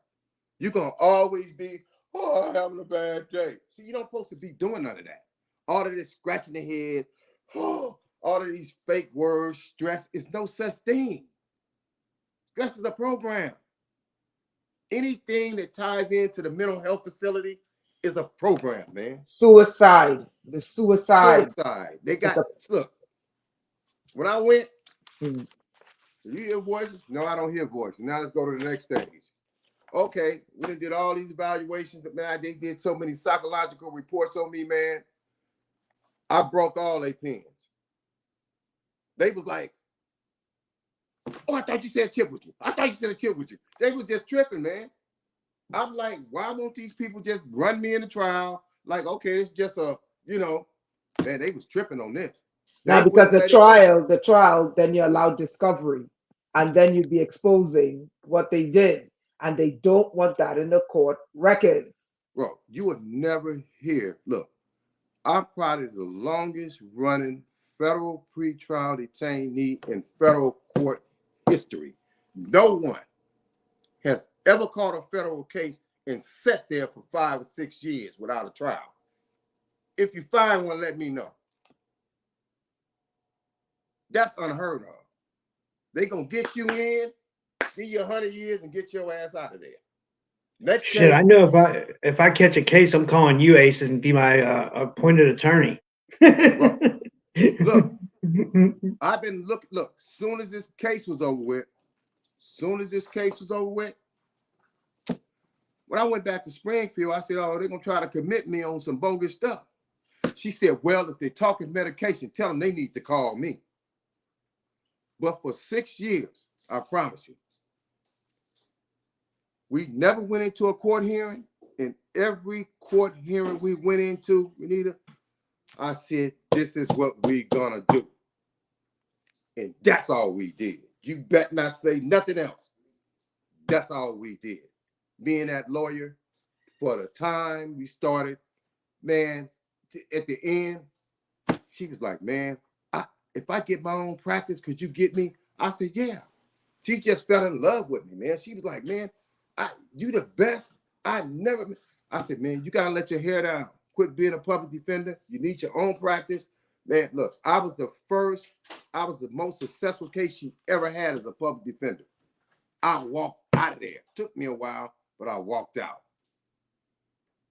Can I ask you a question? In the prison population, I think it's what, 2 million. How many of those people you believe are there because they committed the crime or because the computer committed the crime? Everybody there that I know that I don't remember. And if you told all the deals I went in there, from the juvenile to all the way to, I was doing stretches. I did like 30 years total. I came out finally in 2007, and I ain't looked back. Because when I came out in 2000 and was out 54 days and caught that first bank robbery, 54 days, I caught the first bank robbery. When I got out and caught the second, I said, I know this program so good. I know it good. And they kept, I said, look, I would ride by banks. I'd be in the car with somebody and they would be driving. And as soon as I do like this, there they go. I'm like, oh, hell no. They kept doing me like that. They kept doing, remember, I knew this before I left out. Remember, I went through all the torture. So did they, wait, listen, I need to understand. Did they alter your reality when they did this? Did they put you in a different state when they did this? Or were you like, no? Yeah, that's important. That's really important. Look. Because these young people are doing these crimes. Look, let me try to sum this up right here.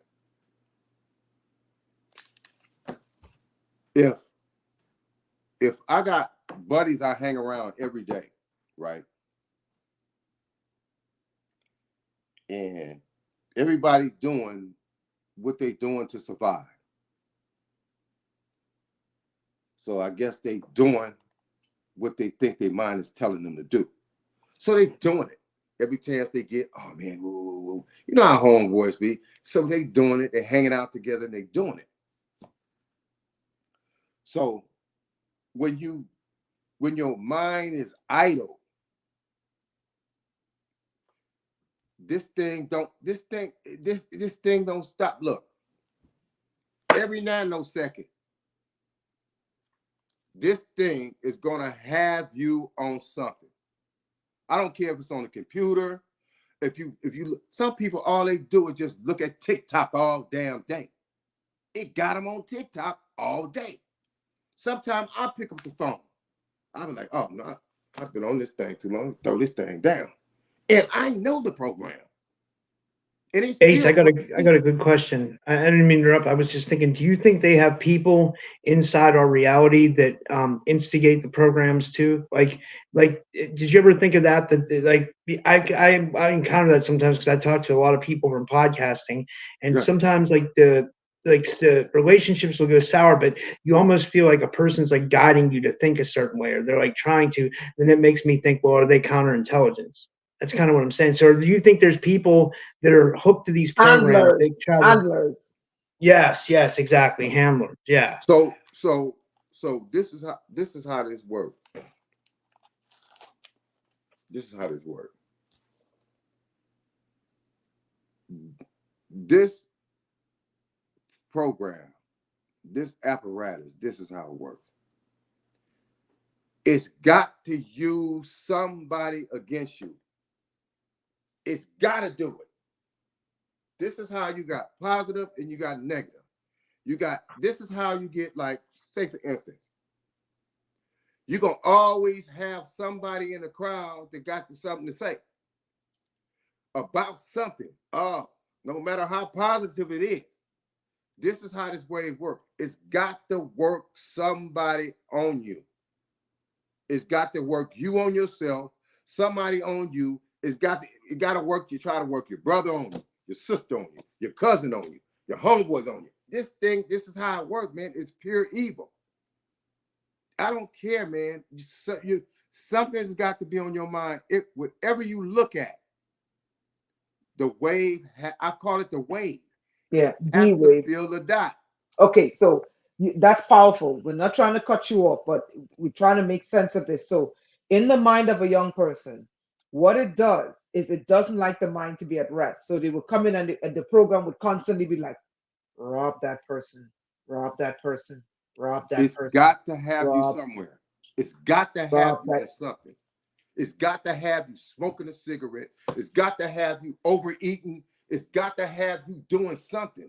It's got to have you overindulging. It's got to have you promiscuous. It's got to have you prostituting. It's got to have you shooting drugs. It's got to have you doing something. It's got to have you doing something, man. And you have to be able to differentiate from the incoming, because the incoming never stops. Everybody has a handler. Everybody. This is how people fuck up. This is how a person that never make a mistake. And you know what that person's going to say? I'm sorry. This is how you keep the whole world apologizing. I'm sorry. I'm sorry. I didn't mean to do it. They do it again. I'm sorry. Sorry don't mean shit. This is a program, man. I'm sorry program. I didn't mean to do it program. And guess what? It's all a program. And they call it behavior modification. Behavior modification. I want to read something. I want to read something to you guys, okay? Now, don't take this the wrong way, anyone. This is not about color, but I want you guys to see this. What let's see here. Yeah, this is it. Tell me if you guys can see the screen. You might have to let me present. You have to put it up. Hold on, let me see if I yeah.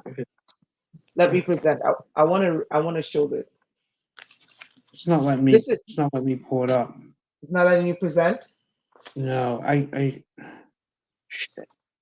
I like this program. I'm tapping on my screen and I can't pull it up. No, that's crazy. Yeah. Oh damn. Yeah.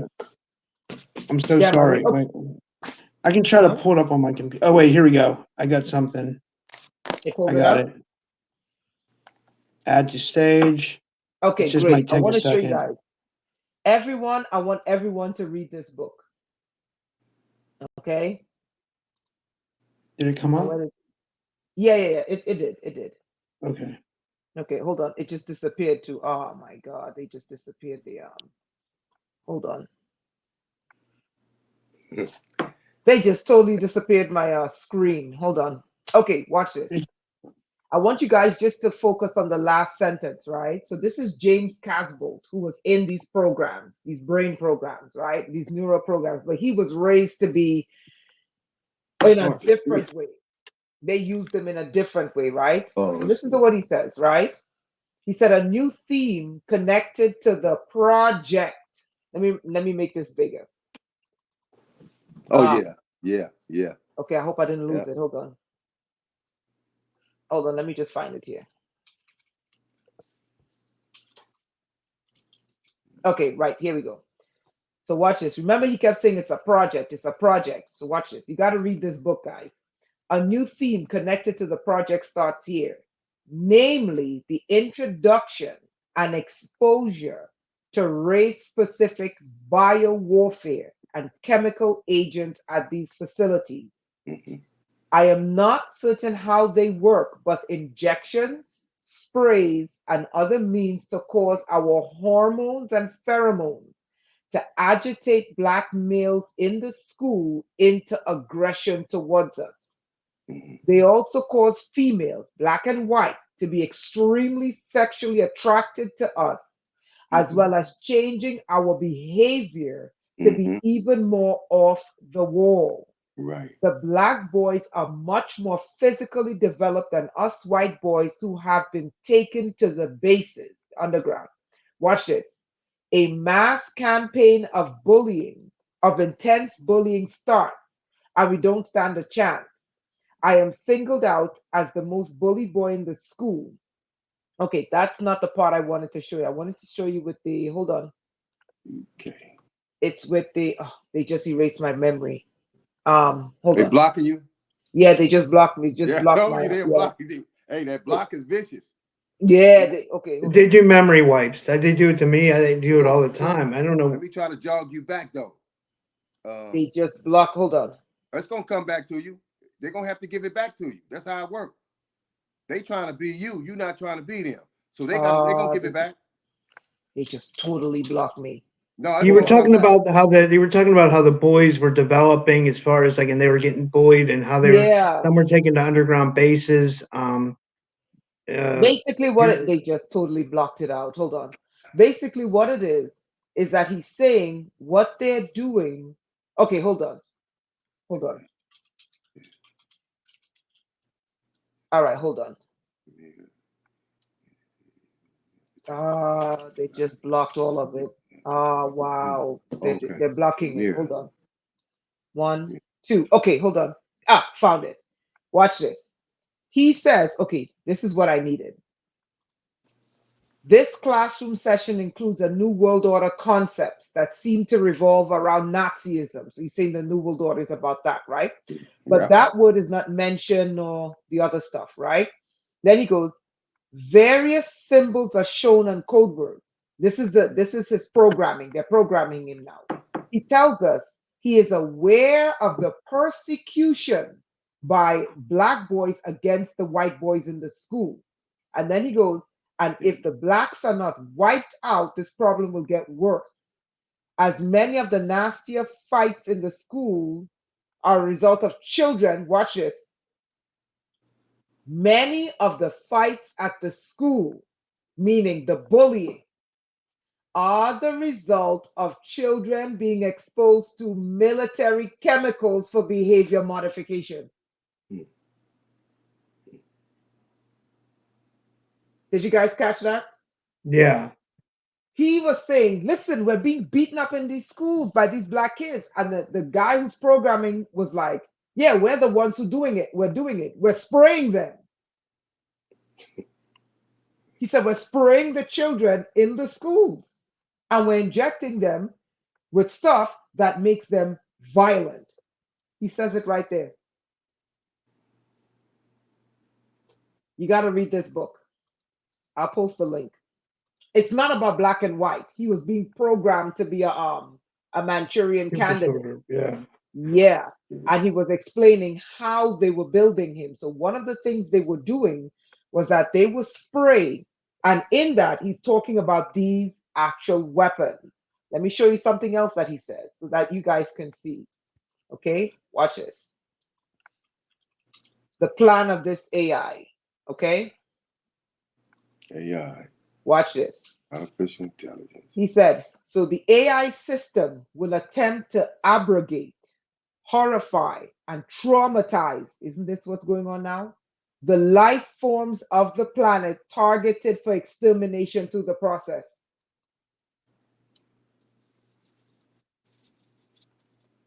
Be advised, both the individuals and the mirror entity, that's the EEG cloning, consciousness are essentially trapped within the AI machine.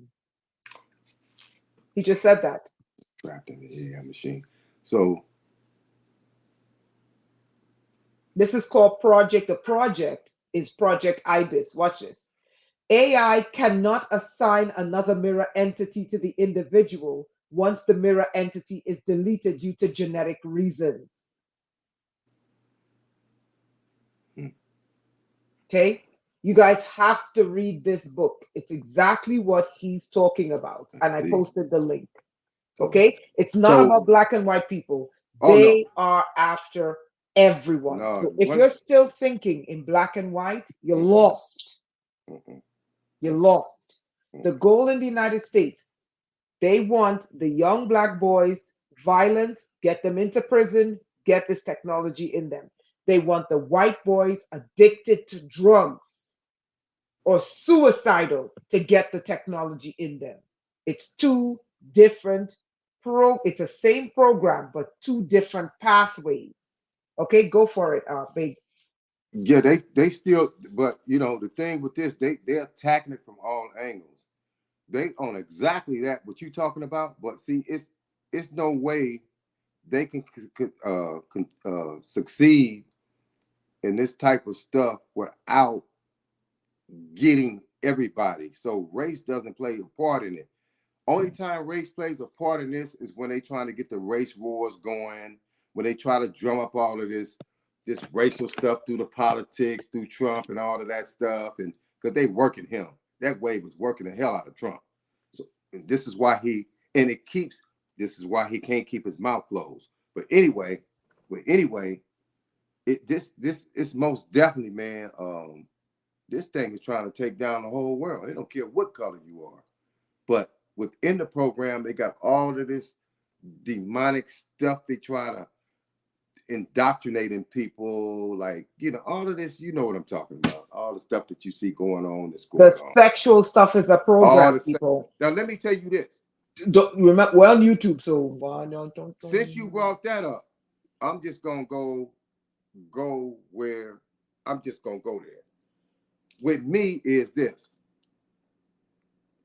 I don't play with this stuff no more, man. I don't do, see, since I really learned this stuff and how it go, I don't play with it no more. As far as the banks and all, I don't let it get me like that. It try to get me with other things, like other little things, like with my girl, or trying to just in-house stuff, like same tactics they tried when I was a kid with the family, the home.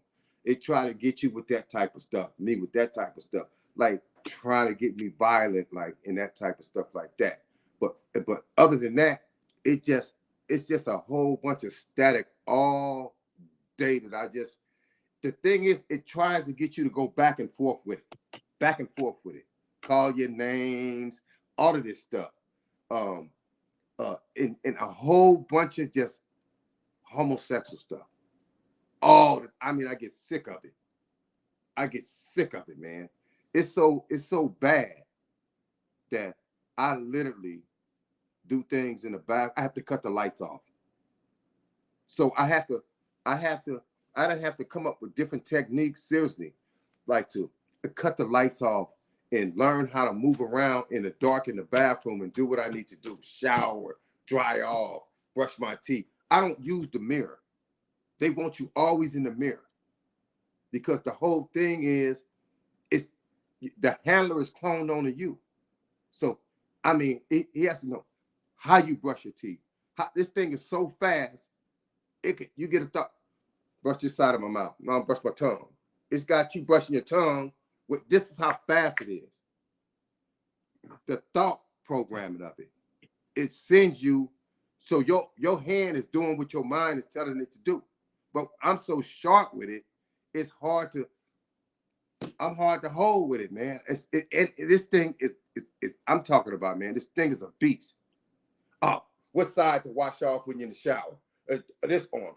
Wash the back of your head. It be trying to get, it's that deep. The control.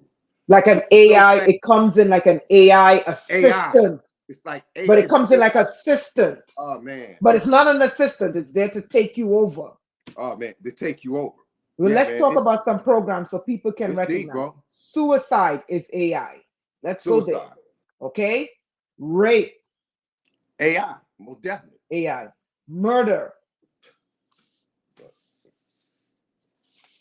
Can we go there? Look. All of this stuff she's finna say, look, it's already on the paper. Theft. About everything she about to say is on this paper. Theft. Suicide, skid row, I mean everything. Anything you can think of. If you have desires to steal, it's not you. It's the technology prompting you to do it. Okay? Can I ask you a question? And it's never good. Sorry. It's never good what it wants you to do. Go, Big Ace. Let me see. The thing about this thing is, once you like show and demonstrate different certain things to look for to know that this thing exists, it's like, have you ever walked into your kitchen? You're gonna be able to answer this one way. Walk into your kitchen, walk into your office, walk into something, send you to the kitchen, and when you get to the kitchen, you looking around like a damn fool and say, what the hell I came in here for? Or you go to the refrigerator, you pour orange juice in a glass or something, punch or something. Next thing you know, you opening up the microwave door to put it up. Or opening up the cabinet. You like, what the hell am I doing? This is how fast this stuff is, man. This is what I'm talking about. These are the signs you look for, man. Like, you know, you go to your kitchen to do one thing and you don't even know why you went into the kitchen all of a sudden. But then it gives it back to you. Oh, now I remember.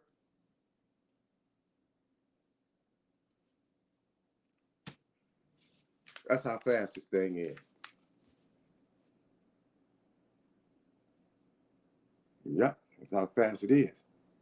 Let's wrap it up. So, people, if you have thoughts about suicide, it's a computer program. It's a program. If you are in a gang, your gang and the other gang, both your brains are in an AI computer simulating gang wars. Yeah. You kill each other. Yeah. Okay. Understand, this is not a joke. Let me say that again. If you're in a gang, you are thinking your actions are yours. You are thinking you want to harm that person. It's not you. It is an AI program living through you. If you steal, it is not you. It is an AI program living through you. If you cheat, if you rape, if you murder, AI. It's an AI experiencing life through you. If you are violent, it is an AI living life through you. Now watch this. Now, there are individual actions and there are clusters, what they call the hive. So for example, if you're in a gang, every person is a gang. In a gang, you have to remember, your brain is linked to your gang in a supercomputer, and the brain of the rival gang is in a supercomputer, and they're simulating both of you to kill each other. Okay. If you're in the KKK, That is an AI living through you. Most If you're definitely. in Black Lives Matter, it's an AI living through you. If you're in Antifa, it's an AI. If you're the first time I encountered this program in the worst way was in the churches. This is where I saw it the worst, the biggest highs. Okay. If you are religious, because you have a set doctrine, Mm-hmm. I'm telling you, Easy talk. your brain is in a religious computer. Mm-hmm. You have to try to be as random as possible with this thing. And according to what's his name? They're just blocking up my mind. I forgot his name. Anyway, this guy, they killed him. He said, James listen, Casbolt. no, another guy. This Oh. guy, they killed him. Anyway, he said, Max listen, Spears. no, this is another one. They killed him like a couple years ago. Like he was the one that said, "Get out of America." But he said, if America it's worse than China in America. He said the grid in America, the AI supercomputer grid. Okay. He said it is the worst in America, not China, America. So he said, in order to survive, he said, you have to get as far away from America as possible to escape the grid. I don't think it's possible anymore. I have my reasons. I'm not going to bring it up. But people, listen, everything you do, whether you are an individual or in a collective, in a group, you're in a supercomputer. And this is why it's so difficult to wake people up. So, Big Ace, what are your parting words? And I think you and Rob could do a part two. Go Oh, Yeah, really, we really go definitely into we could. got to, man. Yeah, Yeah, go for it. we have to we most definitely need to do a part two so we can like dive into the different um cells and the different parts inside of the body that this stuff attacks. It likes attacking the stomach. You gotta watch what you eat. It loves attacking the gut, man. It loves it. It because once it attacks the gut and you're eating certain things, it messes with your sleep because it's messing with your stomach. It's the stomach is one of the ones, man. It love to attack most. So we need to do a part two so we can get into the lungs, the breathing, and how it attacks the breathing and the mucus that they don't want you to get out of you. They don't want you to get the mucus out. They trap it. They move it around and they trap it in you. So if you catch something like a cold, you end up with COVID or something. And see this. So we need to attack those type of things next time, and a part two would be cool. Yeah, that would be dope. Yeah. Thank This you, was guys. amazing. This was great. Big Ace, I mean, you're just a natural. You're just a natural. I mean, guys, this is serious, okay? This is above and beyond targeting. Targeting is when the weapons come after someone. This is turning the person into what they want the person to be in order to justify milking them of their life force. Ooh, Okay? walking you to your death. Psychic driving. You know, Psych a person, when you were young, Big Ace, what did you want to be before the program took over you and changed that? I probably would have been maybe singing, or probably would have been a lawyer. I would have been playing. I was good at baseball. Or a lawyer. Academic wise. Now I would say a lawyer. Yeah. Baseball, so artistic. Yeah. And you know why the program likes people like that? And program, then, the data. my thing is like, I like to, you can't help everybody, but I like to save who I could save. Yeah, I like to just reach. That's why, like, it was a while before I could even talk about this. I had to wait till I get off paper to even remember. They say don't talk about it. None of that. So, I mean, just think all of this time and it came to this. I was thinking about it today. I was like, this is amazing. How We land here with this. The program. Yeah. Because they're ready for it to come out. Yeah. Yeah, Renetta, I've been on this since 97, literally with no YouTube. It was no YouTube. It was no Instagram. It was no Facebook. It was nothing. When I came, it was MySpace. And so I already knew it was going to get to this point. And when I was in that solitary confinement, I said, we got work to do. It's going to take a long time, but everything always gets out. Everything. And it's here. And they ain't even hiding it. They're not hiding it. No, they don't even care. No, they make videos saying, oh, they said the last crazy person said, Yuval Noah Harari, the high priest of this program, he goes, well, the AI now could put a GUN, because we're on YouTube, GUN, into someone's hands and make them. That's what he said. It can put into someone's hands, because we're on YouTube, and make them. That's what he said. That's the easy part. I vouch that that's easy. But here's the thing. But here's what I'm trying to show people. What I noticed when the AI takes over a person and commits crimes, you got to read Project Ibis, people. Read that book. Because he tells you in the book, the AI wants to live through the humans.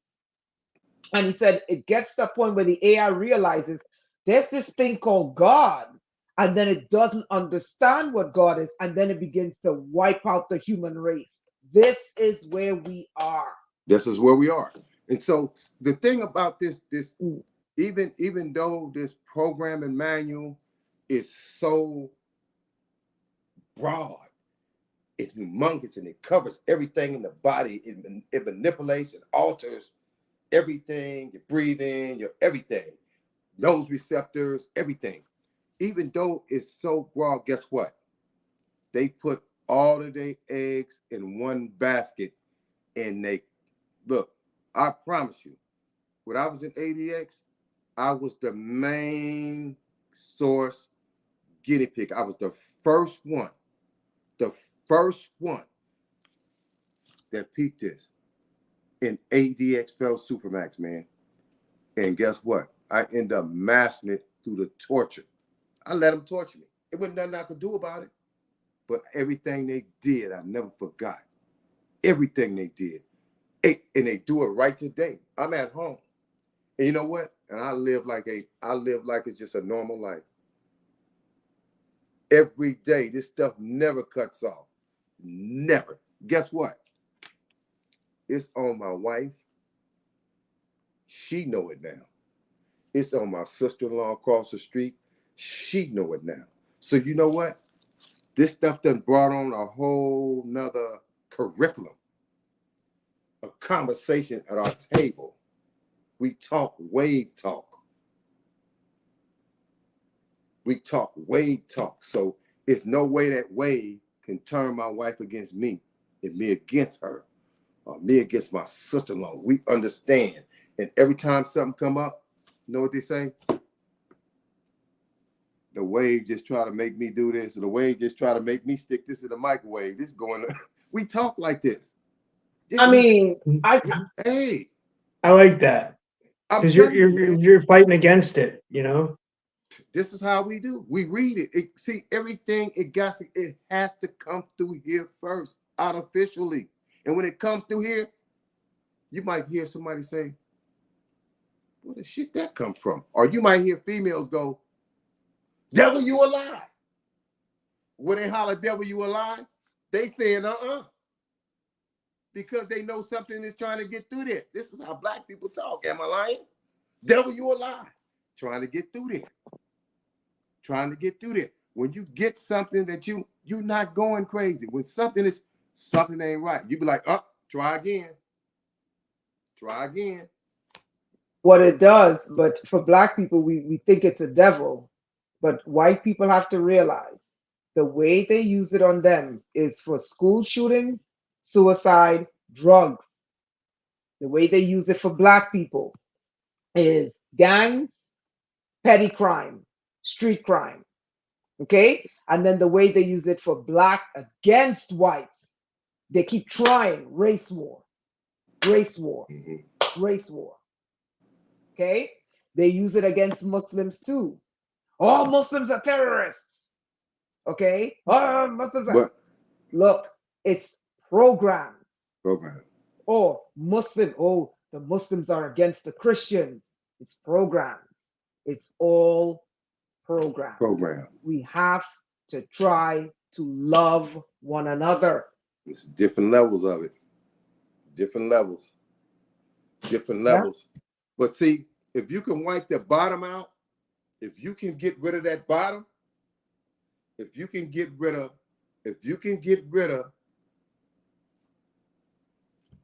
all these ghettos and all the people that live in these ghettos, if you can get rid of the bottom in every state, we the problem with this program. Because it's a lot of people, all the rest of the people is easy. They get them to do whatever they want them to do. I have been screaming this to the United States.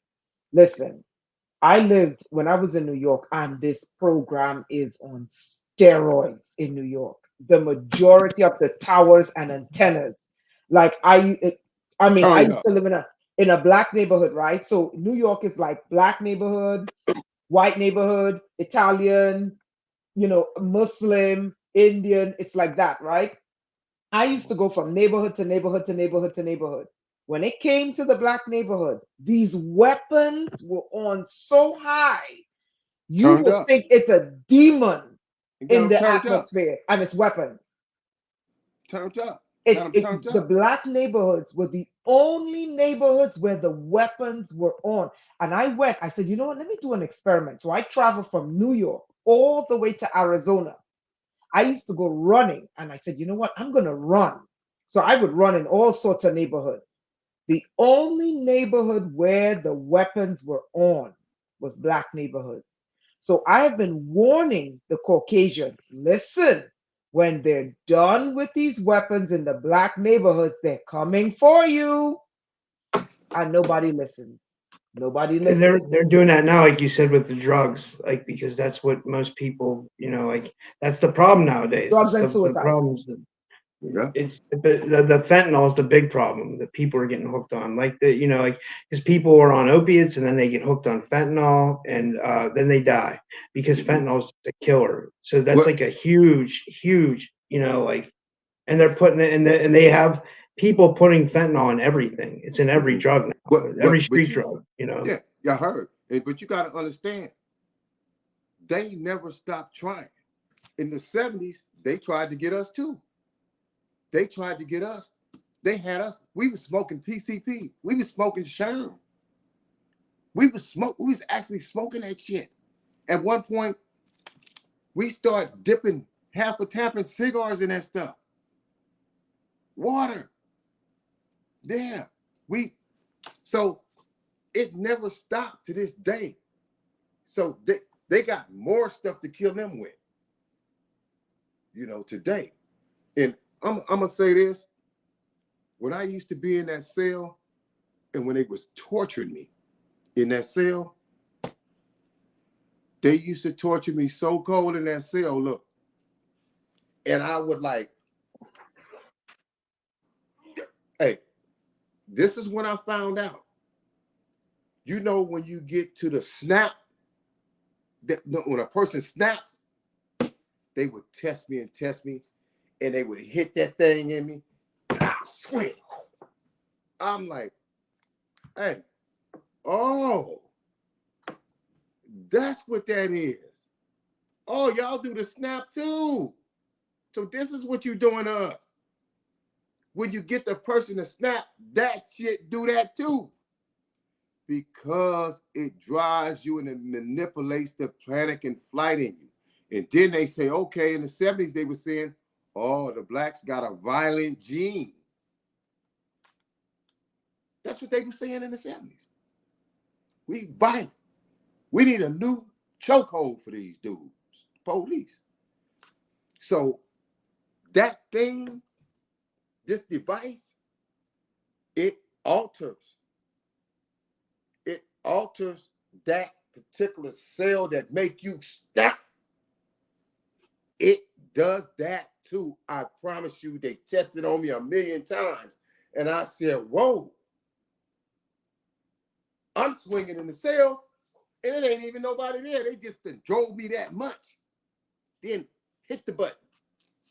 I said, whoa, this thing does it all, brother. I promise you, they done tested it on me 1,000,000 times. They done did. I know everything in the manual, what it does to the body and the response that they want from it. Everything from the breathing to COVID to everything this thing do. So remember that watch this. They just erased my memory. See? They keep blocking it because they look, you see, hey, this is what this thing do, brother. It blocks you at a remember when back to the GED test. Oh, I was about to say back to the IQ. Back to the GED test. What they do is they hook you up to these computers and have the computers literally run on here's how it works with your brain. They will sell you and tell you, oh, it's going to make you smarter. They will literally take away half your intelligence and then replace it with an AI assistant in your head and then say you're low IQ. That's what they own now. Elon Musk, that's what they own now. Interfacing the brain with the computer. That's what they own now. So it gets to a point where they like a scapegoat for what's really going on. What's really going on? And they talking, I seen this man in 97 coming. I seen it. I seen this coming in 97. And nobody know what the hell was going on. And I'm sitting in solitary confinement where I can't even move, shaking my head like this. Boy, oh boy. Man, we in for one. We got work to do. They here with it. It's here. And they talking about it like it ain't nothing, man. Face, come on, man. Come on, brain, interface with the computer. Come on. Like it ain't nothing. Let me tell you what this technology is capable of. And then we're gonna wrap it up. We're gonna do a part 2. I was traveling from New York to North Carolina. At about 11:45, it was either 10:45 or 11:45, I can't remember. We were looking for a gas station. We were in Virginia. Mark that, Virginia. Virginia. I was the one looking for the gas station because of the driver, right?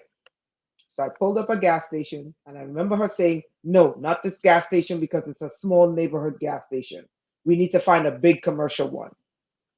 So I said, okay, I pulled up the next gas station. She saw the gas station on the tablet, on the dashboard. She saw the DOT sign on the highway. She's the driver. Next, not far was the exit, telling you the next stop is the exit. Let me tell you what this technology is capable of. We turn off the highway. I look to my left, I look to my right. I said, hold on. There's no gas station here. Bush on the left, bush on your right, trees. You can see the silhouette. In front of us, nothing. I said, but I saw the sign on the phone. I plugged it into the tablet. She saw it on the tablet. We both saw the sign on the side of the highway. You got that one there. We're driving. I said, hold on. There's no gas station here. All of a sudden, meanwhile, we're running out of gas. I look to my right and I hear a voice come out from the bush. There's no gas station back here. You don't belong back here. Clack, clack, clack. And every time I hear the word clack, I see in my mind's eye someone's neck breaking. And like something eating it, like a predator breaking the neck of something and then killing it and eating it. I said, what the hell? So I turned to her and I said, did you hear that? So she was military, by the way. So it's as level-headed as you can get. She goes, no, I didn't hear anything. She said, the sign says there's a gas station. So we're driving, running out of gas Mm. in the middle of nowhere, in the bush, Mm. looking for this. The voice comes to me again. I said, there are dead bodies back here. You don't belong back here. So I scream, get me out of here. We do a U-turn, ran out of there. About a couple miles later, we get a gas station. The two of us are quiet. We finally cross from Virginia into North Carolina. And then all of a sudden she goes, you know, the military has body farms in West Virginia where they study bodies decomposing, the scientists, right? I said, didn't I tell you a voice told me there were dead bodies back there? She goes, I just remembered. That haunted me for about a year. When I went to go look at approximately where we were, there's no way we could have ended up in West Virginia in 5 minutes. We were 5 hours and 45 minutes from West Virginia. How on earth did we end up in the Appalachian freaking mountains deep in the bush in West Virginia? Yeah. Okay? Mhm. This technology is no joke, My people. goodness. All right? So, Yeah. listen, Big Ace, you're going to do one on my show. Rob, thank you. Do you have anything to say? Hey, Rob's the thank man. you, man. Thank you. Thank you, Rob. Thank you, Rob. We got to do this again, though. Rob, unmute. I was gonna say to you guys, thanks. I was saying thank you so much, and I was gonna say, Man, you guys want to tell them where they can find you, Big Ace? Do you want to tell them first where they can find you, and then right now? You can find me at Power Development at Instagram. You can find me at Power Development at Facebook. You can find me at Power Development. Power Development everywhere. On all of them, Twitter, Power Development. Anywhere you go to, you can find me on Power Development. You want my email? You can hit me at Sam Lee, that's SAMLEE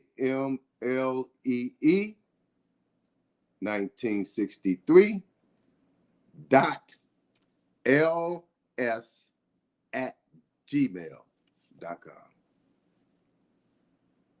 That's awesome. And Rainetta? blacksunrise.com/newsletter. But don't worry about me. This show is about Big Ace. Guys, if you know you're going through this kind of program, okay, reach out to him. Reach out to him, especially if your mind has been altered, and I'm not saying this in a derogatory way.